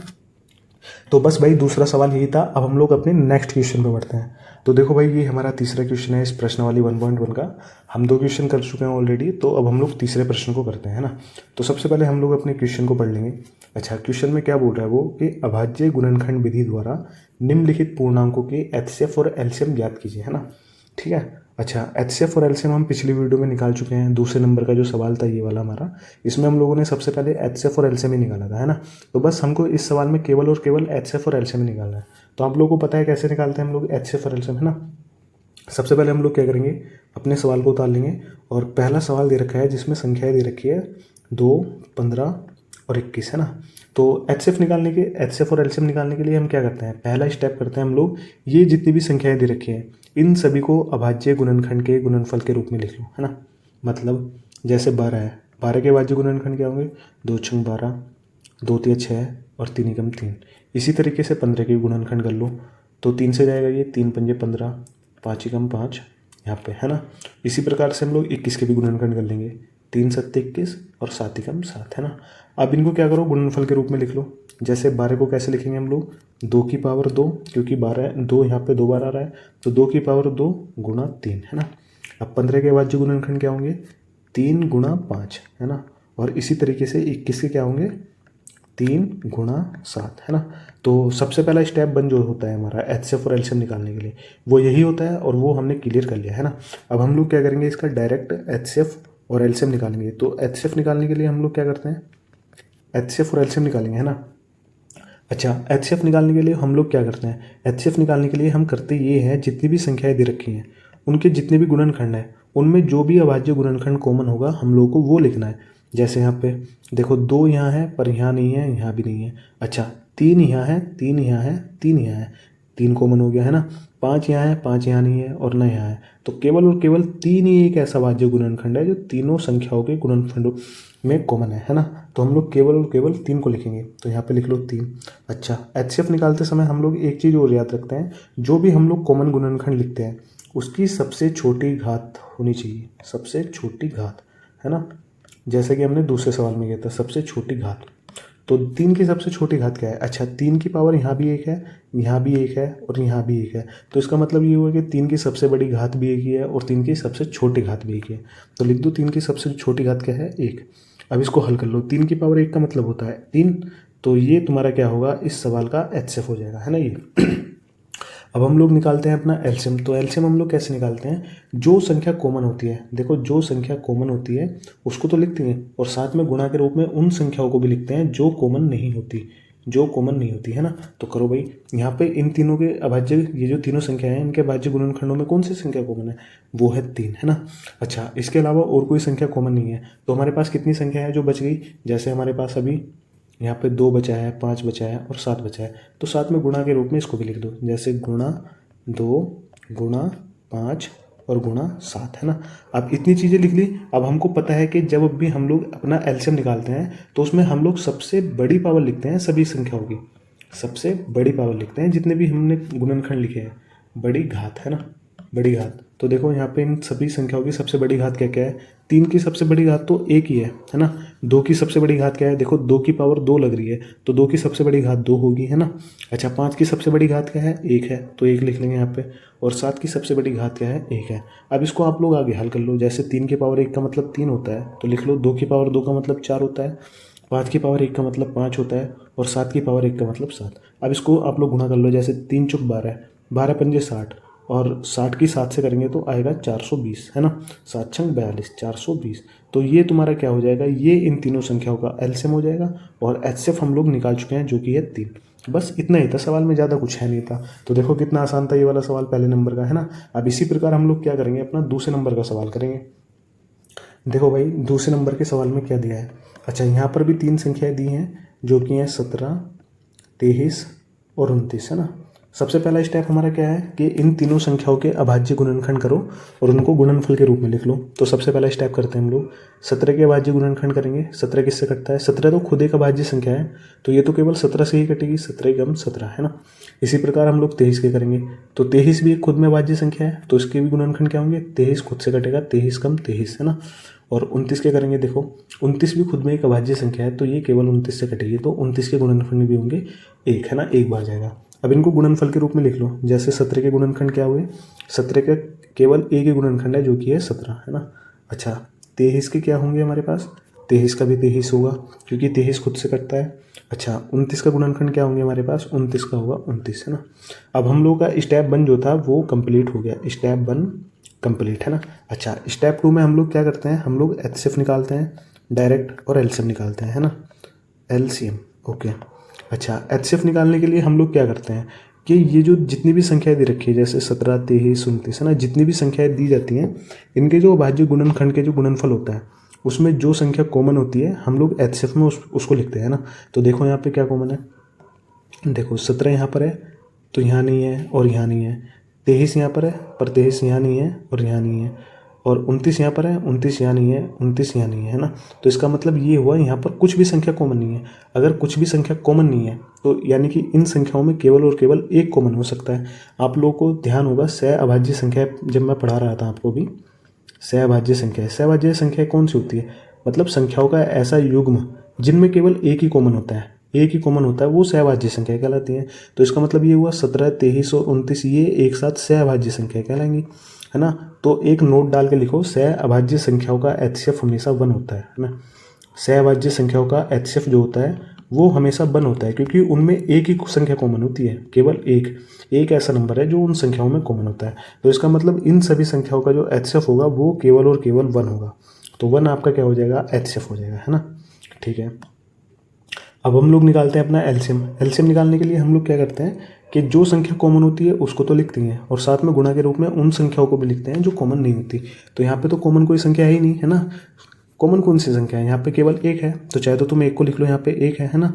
अब और कौन कौन सी संख्या है जो कॉमन नहीं है, जैसे 17 हुई, 23 हुई और 29 हुई, तो लिख लो इनको भी, 17 गुणा 23 और गुणा में 29, है ना। अब जब हम लोग इनको गुणनफल के रूप में लिख लेते हैं इन सभी संख्याओं को, तो हम लोग ये चीज़ देखते हैं इन सभी संख्याओं की सबसे बड़ी पावर क्या है। मतलब एलसीएम निकालते समय हम लोग सबसे बड़ी पावर देखते हैं और एचसीएफ निकालते समय हम लोग सबसे छोटी पावर देखते हैं, ठीक है।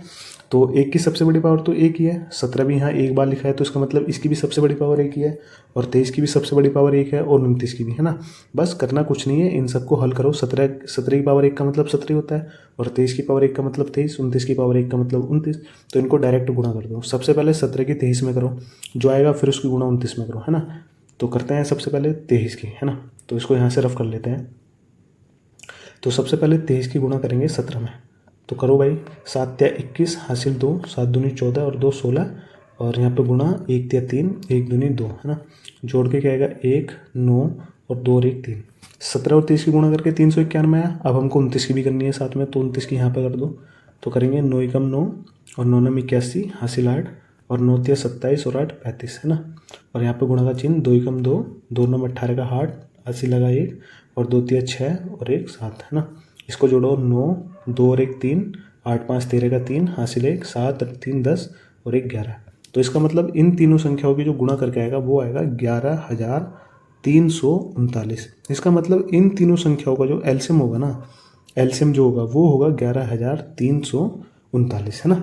तो ठीक है, आप लोग ये सवाल भी समझ गए। एक चीज़ और देखो, जहाँ भी कुछ कॉमन नहीं होता समझ लो वहाँ पर एक कॉमन होता है। आप लोगों को मैंने पहले बताया था, सहअभाज्य संख्याएं जो होती हैं ना, उनमें केवल और केवल एक ही कॉमन होता है। अगर एक कॉमन होता है तो उन संख्याओं का एचसीएफ हमेशा 1 होता है, ठीक है। तो दूसरा सवाल हो गया। अब हम लोग अपना तीसरा सवाल देखते हैं। देखो तीसरे सवाल में क्या दिया है, 3 संख्याएं दी हैं तीसरे सवाल में, जो कि है 8 9 और 25, है ना। सबसे पहले हम लोग को स्टेप 1 करना है। स्टेप 1 क्या होता है हमारा, जितनी भी संख्याएं दी गई हैं इन सभी के अभाज्य गुणनखंड करो और उनको गुणनफल के रूप में लिखो। तो करो भाई, 8 के अभाज्य गुणनखंड क्या होंगे, 2 से काटेंगे इसको, 2 चौक 8, और फिर से 2 से काटेंगे, 2 दूनी 4, और 2 से कटेगा 2 एकम 2, है ना। इसी प्रकार हम लोग 9 के अभाज्य गुणनखंड करेंगे, तो इसको काटो, 3 3 9 और 3 एकम 3, है ना। और इसी प्रकार हम लोग 25 के करेंगे, तो 25 किससे कटेगा, 5 से, 5 पंजे 25 और 5 एकम 5, है ना। अब इनको गुणनफल के रूप में लिख लो। जैसे 8 के गुणनखंड क्या है, 2 की पावर 3, क्योंकि 2 यहाँ पर 3 बार आ रहा है, केवल और केवल 2 ही विभाजित कर रहा है 8 को, है ना, 3 बार। तो 2 की पावर 3, और 9 के क्या आएंगे, देखो 9 के आएंगे 3 की पावर 2। इसी प्रकार 25 के क्या आएंगे, देखो 25 के आएंगे 5 की पावर 2, ठीक है। स्टेप 1 जो होता है हमारा, मतलब ये कि संख्याओं को गुणनखंड करो, उनको गुणनफल के रूप में लिखो। तो स्टेप 1 हमारा कंप्लीट हुआ। अच्छा, स्टेप 2 में हम लोग क्या करते हैं, डायरेक्ट एचसीएफ और एलसीएम निकालते हैं। एचसीएफ और एलसीएम निकालते हैं। तो एचसीएफ निकालने के लिए हम लोग क्या करते हैं, जितनी भी संख्याओं के गुणनखंड दे रखे हैं, 8 9 25 के जितने भी अभाज्य गुणनखंड दे रखे हैं, इनमें जो भी अभाज्य गुणनखंड कॉमन होगा उसको लिखेंगे। तो देखो यहाँ पे क्या कॉमन है, अच्छा 2 यहाँ है पर यहाँ नहीं है, 3 यहाँ है पर इन दोनों में नहीं है ना, 5 यहाँ है पर इन दोनों में नहीं है। तो इसका मतलब कुछ भी कॉमन नहीं हुआ। तो कहने का मतलब ये भी एक तरीके से सहअभाज्य संख्या हुई, है ना। वही युग्म हुआ जहाँ पे कुछ भी कॉमन नहीं होता। तो जहाँ पर कुछ भी कॉमन नहीं होता समझ लो वहाँ पर एक कॉमन होता है ना। तो इसका मतलब यहाँ पर एक कॉमन होगा और एक ही तुम्हारा क्या कहलाएगा, इस सवाल का एचसीएफ कहलाएगा, है ना। ये होगा तुम्हारा HCF आंसर, है ना। अब हम लोग क्या करेंगे, एलसीएम निकालेंगे। अच्छा, एलसीएम कैसे निकालते हैं हम लोग, जो संख्या कॉमन होती है उसको लिखते हैं और साथ ही हम लोग क्या करते हैं, जो कॉमन नहीं होती उनको भी लिखते हैं। तो कॉमन तो हमारा कुछ नहीं है यहाँ पे, है ना, तो उसको ऐसे रहने देंगे। यहाँ पर चाहे तो आप लोग 1 लिख लो, जैसे 1 कॉमन है सभी संख्याओं में, और जो कॉमन नहीं है उनको भी लिख लो, जैसे 2, 3, 5, ये कॉमन नहीं है तो इनको भी लिख लो, 2 गुणा 3 गुणा 5, है ना। अब हम लोग क्या करेंगे, ये जो हम एलसीएम के लिए लिखा है, हम लोग देखते हैं इन सभी संख्याओं की, जो गुणनफल के रूप में लिखा है, इनकी सबसे बड़ी पावर क्या क्या है। जैसे 1 की सबसे बड़ी पावर तो 1 ही होगी, है ना, क्योंकि 1 ही कॉमन है। और 2 की सबसे बड़ी पावर है यहाँ पर 3, 3 की सबसे बड़ी पावर है 2, 5 की सबसे बड़ी पावर है 2, है ना। अब तुम लोग क्या करो, इसको हल कर लो। जैसे 2 की पावर 3 का मतलब होता है 8, 3 की पावर 2 का मतलब होता है 9, और 5 की पावर 2 का मतलब होता है 25। अब इसके आपस में गुणा कर लो, 8 9 होते हैं 72, और 72 की 25 से करेंगे तो क्या आएगा, देखो 72 की 25 से गुणा करेंगे हम लोग, 5 दूनी 10 का 0, हासिल 1, 5 7 35 और 1 36, है ना, गुणा 2 दूनी 4 और 7 दूनी 14। तो यहाँ पे इसको जोड़ेंगे 0, 6 4 10 का 0, हासिल 1, 4 और 3 7 और 1 8 और 1 ये, है ना। यानी कि इनकी गुणा करके क्या है, इनकी गुणा करके है हमारा 1800। तो 1800 क्या होगा, इन तीनों सवाल का एलसीएम होगा, है ना। 1800 इन तीनों मतलब इन तीनों संख्याओं का एलसीएम होगा। तो देखो कितना आसान क्वेश्चन था, तीसरे नंबर का। बोला था कि अभाज्य गुणनखंड विधि द्वारा निम्नलिखित पूर्णांकों के एचसीएफ और एलसीएम ज्ञात करो, है ना। तो बहुत अच्छे से आप लोगों को ये सवाल समझ में आ गया। चलो अब हम लोग अपने 4th नंबर का क्वेश्चन, जो हमारा चौथा सवाल है, उसको करते हैं, है ना। तो देखो भाई, हमारा ये 4th नंबर का क्वेश्चन है, और क्या बोल रहा है, देखो बोल रहा है कि एचसीएफ 306 और 657 बराबर 9। मतलब ये कोई दो संख्या है, 306 और 657, इनका एचसीएफ दिया है 9, और बोल रहा है कि एलसीएम 306 और 657 ज्ञात कीजिए, है ना। तो सवाल में क्या बोल रहा है, देखो तुमको ना यहाँ पे उत्तर में चलेंगे हम लोग, तुमको दो संख्याएं दे रखी है, एक है 306 और दूसरी है 657। तो इन दोनों संख्याओं का जो एचसीएफ होगा, एचसीएफ है वो तुमको दिया है 9, और बोल रहा है कि तुमको इन्हीं दोनों संख्याओं का मतलब 603 और 657, इनका एलसीएम निकालने के लिए तुमको बोल रहा है, एलसीएम ज्ञात कीजिए, है ना, इनका एलसीएम निकालना है। अच्छा, तुम लोग क्या करोगे, देखो इसको ना हम लोग अभाज्य गुणनखंड विधि द्वारा नहीं निकालेंगे, है ना। क्यों नहीं निकालेंगे, निकाल हम उससे भी सकते हैं, पर ये हमारा बहुत आसानी से हो जाएगा 2 मिनट में, है ना। कैसे, जब तुम लोग दूसरे नंबर का सवाल पढ़ रहे थे, जहाँ पे हम लिख रहे थे जाँच, तो जाँच में हम लोग एक फॉर्मूला लिख रहे थे। फॉर्मूला ये था कि दो संख्याओं का गुणनफल बराबर होता है, गुणनफल बराबर होता है उन दोनों संख्याओं के एचसीएफ के और उन दोनों संख्याओं के एलसीएम के। बस ये वाला फॉर्मूला लगेगा इस सवाल को पूरा करने में। कैसे, देखो कैसे होता है। तो यहाँ पे हम लोग चलेंगे, अपना फॉर्मूला लिखेंगे, तो यहाँ से हम इसको कॉपी करेंगे और इसको उठा के यहाँ पे ले आएंगे। देखो अब इसको ध्यान से समझो, कभी भी तुमको एचसीएफ दिया हो और एलसीएम पूछे तो तुम सिंपल सा ये वाला फॉर्मूला लगाओ। मतलब अगर तुमको एचसीएफ दिया हो, जैसे इस सवाल में दे रखा है एचसीएफ, और तुमसे पूछा है कि एलसीएम निकालो, तो ये फॉर्मूला लगाओ। अगर तुमको सवाल में बोला जाए कि एचसीएफ 9 है और तुमको एलसीएम भी कोई ना कोई संख्या दे, और तुमको इनमें से कोई एक नंबर दे, मान लो जैसे 657 नहीं दे, खाली 306 दे, और तुमसे बोल दो कि दूसरा नंबर लगाओ, दूसरा नंबर मतलब निकालो, तब भी तुम्हारा यही फॉर्मूला लगेगा, है ना। तो ये फॉर्मूला केवल और केवल दो संख्याओं के लिए लगता है ना। यहाँ पे लिख लेना, केवल और केवल दो संख्याओं के लिए, केवल और केवल दो संख्याओं के लिए, केवल दो संख्याओं के लिए,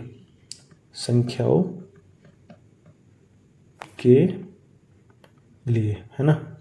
तो केवल और केवल दो संख्याओं के लिए लगता है। अब इसको कैसे करेंगे, देखो हम लोग, तो यहाँ पर क्या करेंगे, दो संख्याओं का गुणनफल, मतलब पहली संख्या कौन सी हमारी, पहली संख्या है 306, और दूसरी संख्या कौन सी हमारी, दूसरी संख्या है 657, है ना, बराबर।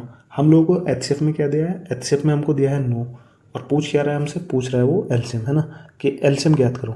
तो एलसीएम निकालेंगे हम लोग। अच्छा, करना क्या है, ये जो संख्या है ना 9, इसको बराबर के इधर लेके आ जाओ। तो ये संख्या गुणा में है यहाँ पर, तो जब ये बराबर के इधर जाएगी तो ये संख्या किस में जाएगी, भाग में। कैसे, देखो 306 गुणा 657 और यहाँ पर भाग 9, है ना, भाग 9 बराबर एलसीएम।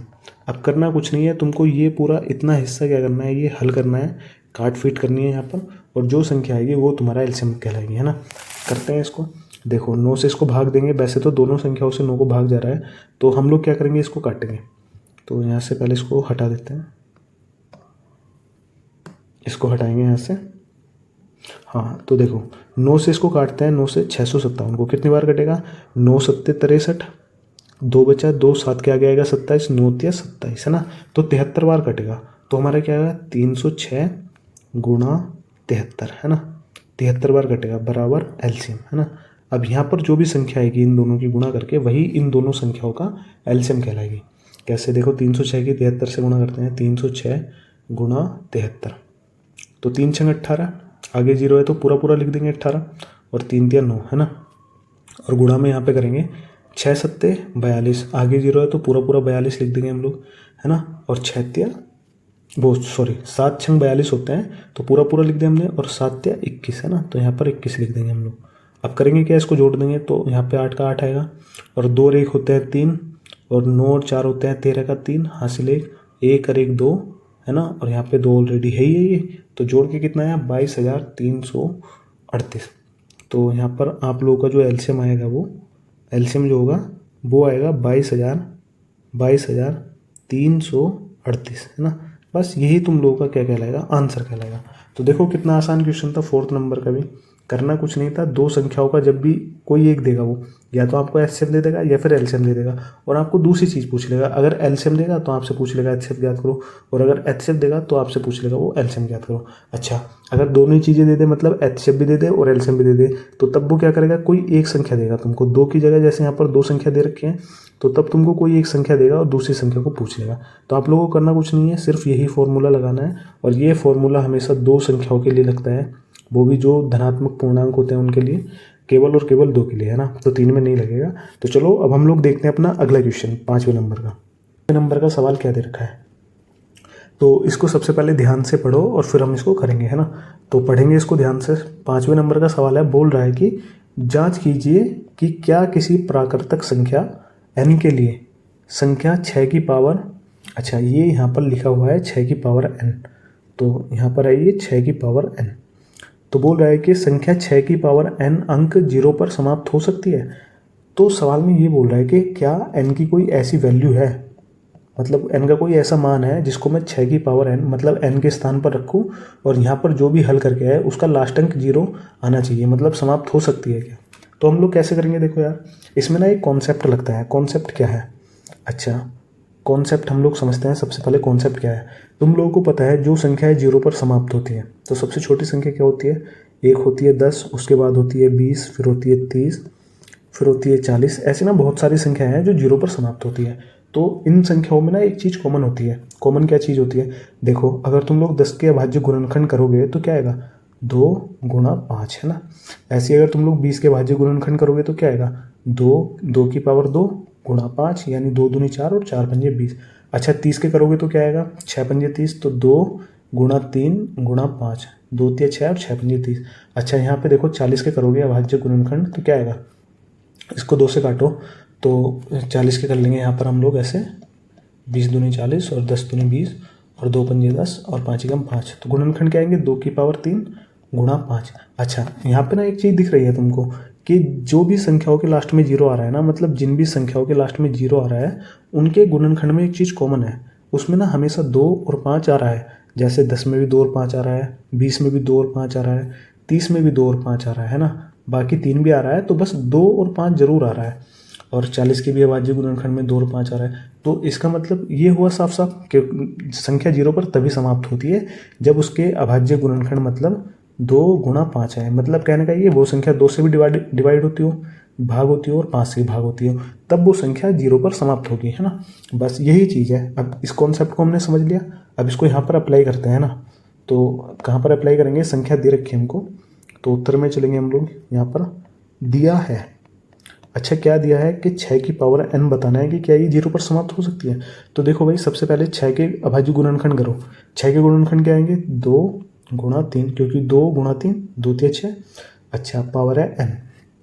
अब देखो ये जो गुणनखंड करें हैं हमने, ये चीज़ क्या बता रहा है कि ये जो 6 है ये केवल 2 से भाग हो रहा है और 3 से भाग हो रहा है। पर हमें तो एक चीज़ पता है कि अगर कोई संख्या 0 पर तभी समाप्त होती है जब वो 5 से भी भाग हो और साथ में 2 से ही भाग हो। तो यहाँ पे 2 से तो हो रही है पर 5 से नहीं हो रही, तो इसका मतलब ये संख्या चाहे कोई सी भी वैल्यू रख लो तुम लोग n की, यहाँ पर ये संख्या कभी भी 0 पर समाप्त हो ही नहीं सकती है ना।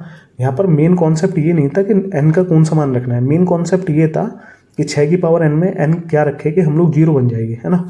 तो वही चीज़ थी ये चीज़, तो यानी कि ये चीज़ तो 0 पर समाप्त नहीं होगी 6 की पावर n कभी भी। तो हम लोग यहाँ पर एक स्टेटमेंट लिखेंगे। यहाँ पर हम लोग क्या लिखेंगे, यहाँ पर लिखेंगे हम लोग अतः कोई भी संख्या 0 पर तभी समाप्त होती है, कोई भी संख्या 0 पर तभी समाप्त होती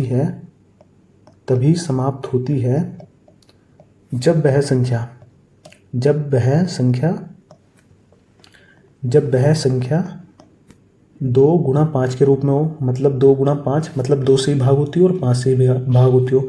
2 गुणा 5 के रूप में हो, है ना, रूप में हो वह तभी, तो कोई भी संख्या 0 पर तभी समाप्त होती है जब वह 2 गुणा 5 के रूप में हो। अतः दी गई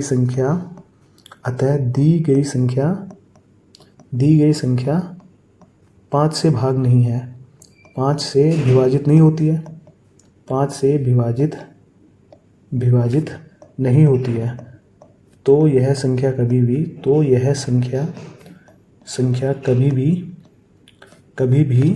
0 पर समाप्त नहीं होगी। 0 मतलब शून्य, है ना, 0 पर समाप्त नहीं होगी।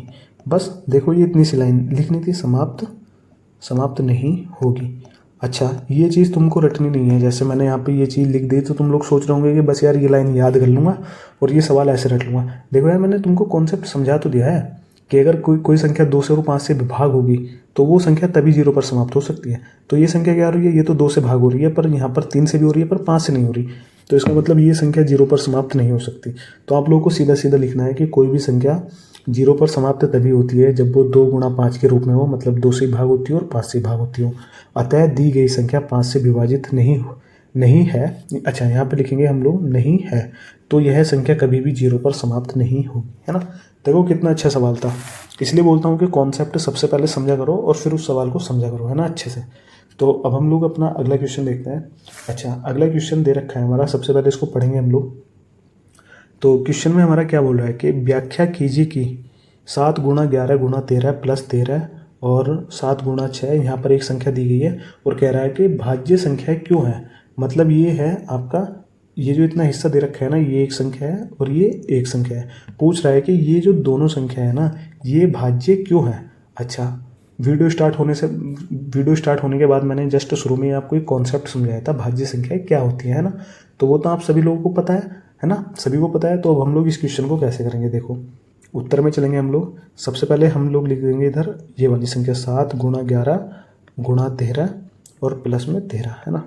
दूसरी तरफ हम लोग लिख देंगे 7 गुणा 6 गुणा 5 गुणा 4 और गुणा 3 गुणा 2 गुणा 1 और प्लस में 5। अच्छा, कोई भी संख्या भाज्य तब होती है जब उसके कम से कम 3 गुणनखंड हो और 3 से अधिक कितने भी हो तो वो संख्या भाज्य होगी।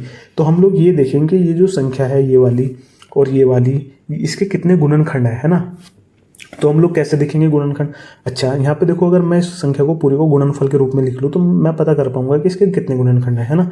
जैसे देखो, अच्छा यहाँ पे 13 है और यहाँ पे भी 13 है, तो 13 को हम लोग बाहर कॉमन ले लेंगे और अंदर क्या बचेगा 7 गुणा 11 और यहाँ पे बचेगा 13 तो बाहर कॉमन आ गया, तो यहाँ पर बचेगा प्लस का 1, है ना। यहाँ से 13 भी बाहर यहाँ पे कॉमन चला गया तो यहाँ पे बचेगा 1 और इसको हल करेंगे हम लोग। जैसे 13 गुणा 11 सत्ते कितने होते हैं, 77 होते हैं, लिख लो 77 प्लस यहाँ पे बचा 1 और यहाँ पर हम लोग फिर से लिखेंगे इसको 13 गुणा 77 और 1 कितने होते हैं 78।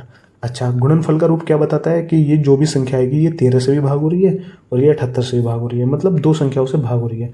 अच्छा, आपको एक चीज़ मैंने शुरू में बताई थी कि हर संख्या 1 से भी भाग होती है, चाहे कितनी भी बड़ी संख्या हो वो 1 से भी भाग होती है। तो अब क्या हुआ, 2 गुणनखंड थे, अब क्या हुआ इसके 3 गुणनखंड हो गए, मतलब कम से कम 3 संख्याओं से तो भाग हो रही है ना ये।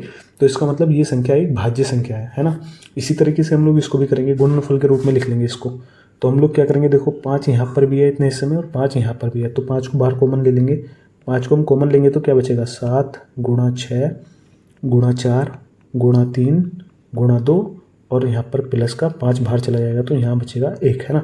अब इसकी गुणा करो, 7 छंग कितने होते हैं 42 और 4 तिया 12 और 12 दूनी 24, तो 42 की और 24 की गुणा करो, 42 और 24 तो क्या आएगा 4 दूनी 8 और 4 चौक 16 गुणा 2 दूनी 4 और 4 दूनी कितना होता है 8 और यहाँ पे बचेगा हमारा 8।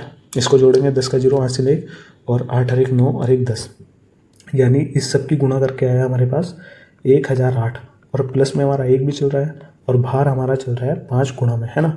अब यहाँ पे देखो 5 गुणा 1008 में 1 को जोड़ेंगे तो कितना हो जाएगा 1009, है ना। ठीक है, तो इसका मतलब ये है कि ये जो भी संख्या आएगी, मतलब इसको गुणा करके जो भी संख्या आएगी तो वो 5 से भाग हो रही है और वो 1009 से भाग हो रही है, मतलब 2 संख्याओं से भाग हो रही है। अब भाज्य संख्या क्या होती है, जो कम से कम 3 संख्याओं से भाग होती है। ये तो 2 से हो रही है, तो आप लोगों को पता है कि एक जो नंबर होता है, संख्या एक जो होती है, वो सभी संख्याओं को भाग देती है। तो हम लोग अपनी तरफ से एक को लिख लेंगे यहाँ पे गुणा करके इसको।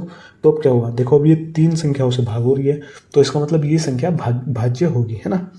तो भाज्य क्यों होगी, अब देखो उसने ये बोला था कि व्याख्या करनी है, मतलब तुमको ये सवाल ऐसे नहीं छोड़ देना है, तुमको बताना है कि क्यों है ये भाज्य। तो यहाँ पर आप लोग एक लाइन लिखोगे, देखो क्या लिखेंगे हम लोग, यहाँ पर लिखेंगे कि हम जानते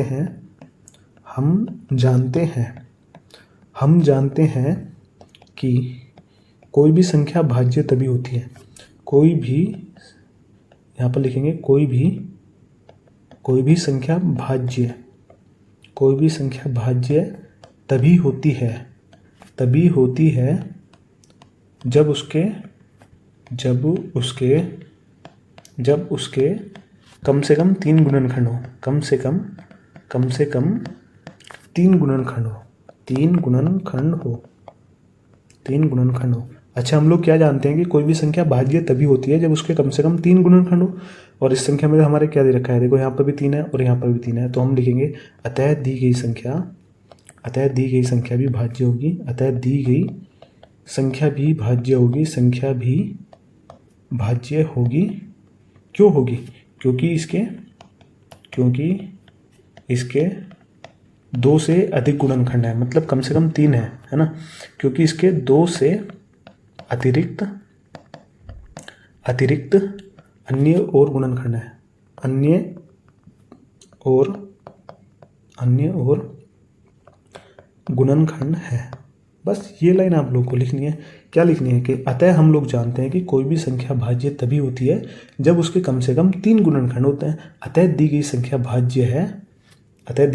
भाज्य है क्योंकि इसके 2 से अतिरिक्त अन्य और गुणनखंड है, मतलब 2 के अलावा और भी गुणनखंड है, तो ये संख्या एक भाज्य संख्या होगी। ठीक है, ये सवाल भी आप लोगों के अच्छे से समझ में आ गया होगा। अब हम लोग अपना लास्ट सवाल करते हैं इस वीडियो का। तो देखो भाई, 7वां प्रश्न है और ये प्रश्न इस प्रश्नवाली का सबसे लास्ट प्रश्न है ना, प्रश्नवाली 1.1 का। तो अब हम लोग क्या करेंगे, इसको हल करेंगे और बहुत अच्छे से समझेंगे। तो सबसे पहले हम लोग अपने क्वेश्चन को पढ़ लेते हैं। तो क्वेश्चन में क्या बोला है, देखो, किसी खेल के मैदान के चारों ओर एक वृत्ताकार पथ है। इस मैदान का एक चक्कर लगाने में सोनिया को 18 मिनट लगते हैं, जबकि इसी मैदान का एक चक्कर लगाने में रवि को 12 मिनट लगते हैं, है ना। मान लीजिए वे दोनों एक ही स्थान और एक ही समय पर चलना प्रारंभ करके एक ही दिशा में चलते हैं, है ना। कितने समय बाद वे पुनः प्रारंभिक स्थान पर मिलेंगे, है ना। अब क्वेश्चन को हम लोग यहाँ पे बहुत अच्छे से समझते हैं। देखो क्या बोल रहा है कि एक ना ऐसे वृत्ताकार पथ है जहाँ पर ये दोनों भाग रहे हैं, सोनिया और रवि, है ना। तो इस तरीके से एक पथ है वृत्ताकार, और यहाँ पे एक सोनिया नाम की लड़की है। यहाँ पे हम लोग चलेंगे, उत्तर में लिखेंगे अपना। तो यहाँ पे एक सोनिया नाम की लड़की है। सबसे पहले तो सोनिया लिखेंगे, सोनिया, और एक रवि नाम का लड़का है नहीं, ये दोनों लोग हैं। तो वो बोल रहा है कि ये जो वृत्ताकार पथ है ना, ये वृत्ताकार पथ, ये दोनों क्या कर रहे हैं, इसका चक्कर लगा रहे हैं, है ना। चक्कर इस तरीके से कुछ लगा रहे हैं दोनों। तो उसमें बोल रहा है कि ये जो सोनिया नाम की लड़की है, इसको 18 मिनट लगते हैं एक चक्कर लगाने का, मतलब एक राउंड मारेगी ये यहाँ से लेके, कहीं से भी स्टार्ट करेगी, यहाँ से लेके यहाँ तक एक इसका चक्कर लगाएगी, तो इसको 18 मिनट लगेंगे।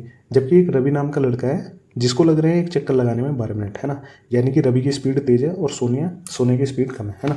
अच्छा, एक चीज़ और क्या बोल रहा है वो, यहाँ से ध्यान से पढ़ो उसको। मान लीजिए वे दोनों एक ही स्थान से और एक ही समय पर, मतलब इस ग्राउंड का ये जहाँ पर भी भाग रहे हैं इसका कोई एक पॉइंट है ना। तो बोल रहा है कि ये जो सोनिया है और रवि है एक ही स्थान से, मतलब कोई एक बिंदु है जहाँ से ये दोनों भागने स्टार्ट करते हैं ना, और एक ही समय पर भागते हैं। जैसे अगर सोनिया भागेगी तो उसी टाइम रवि भी भागेगा, है ना। चलना प्रारंभ करके एक ही दिशा में चलते हैं, मतलब अगर सोनिया इधर की साइड को भाग रही है तो रवि भी इधर की साइड को भाग रहा है ना। अब आगे उस प्रश्न में क्या बोल रहा है वो, कितने समय बाद भी पुनः प्रारंभिक स्थान पर मिलेंगे।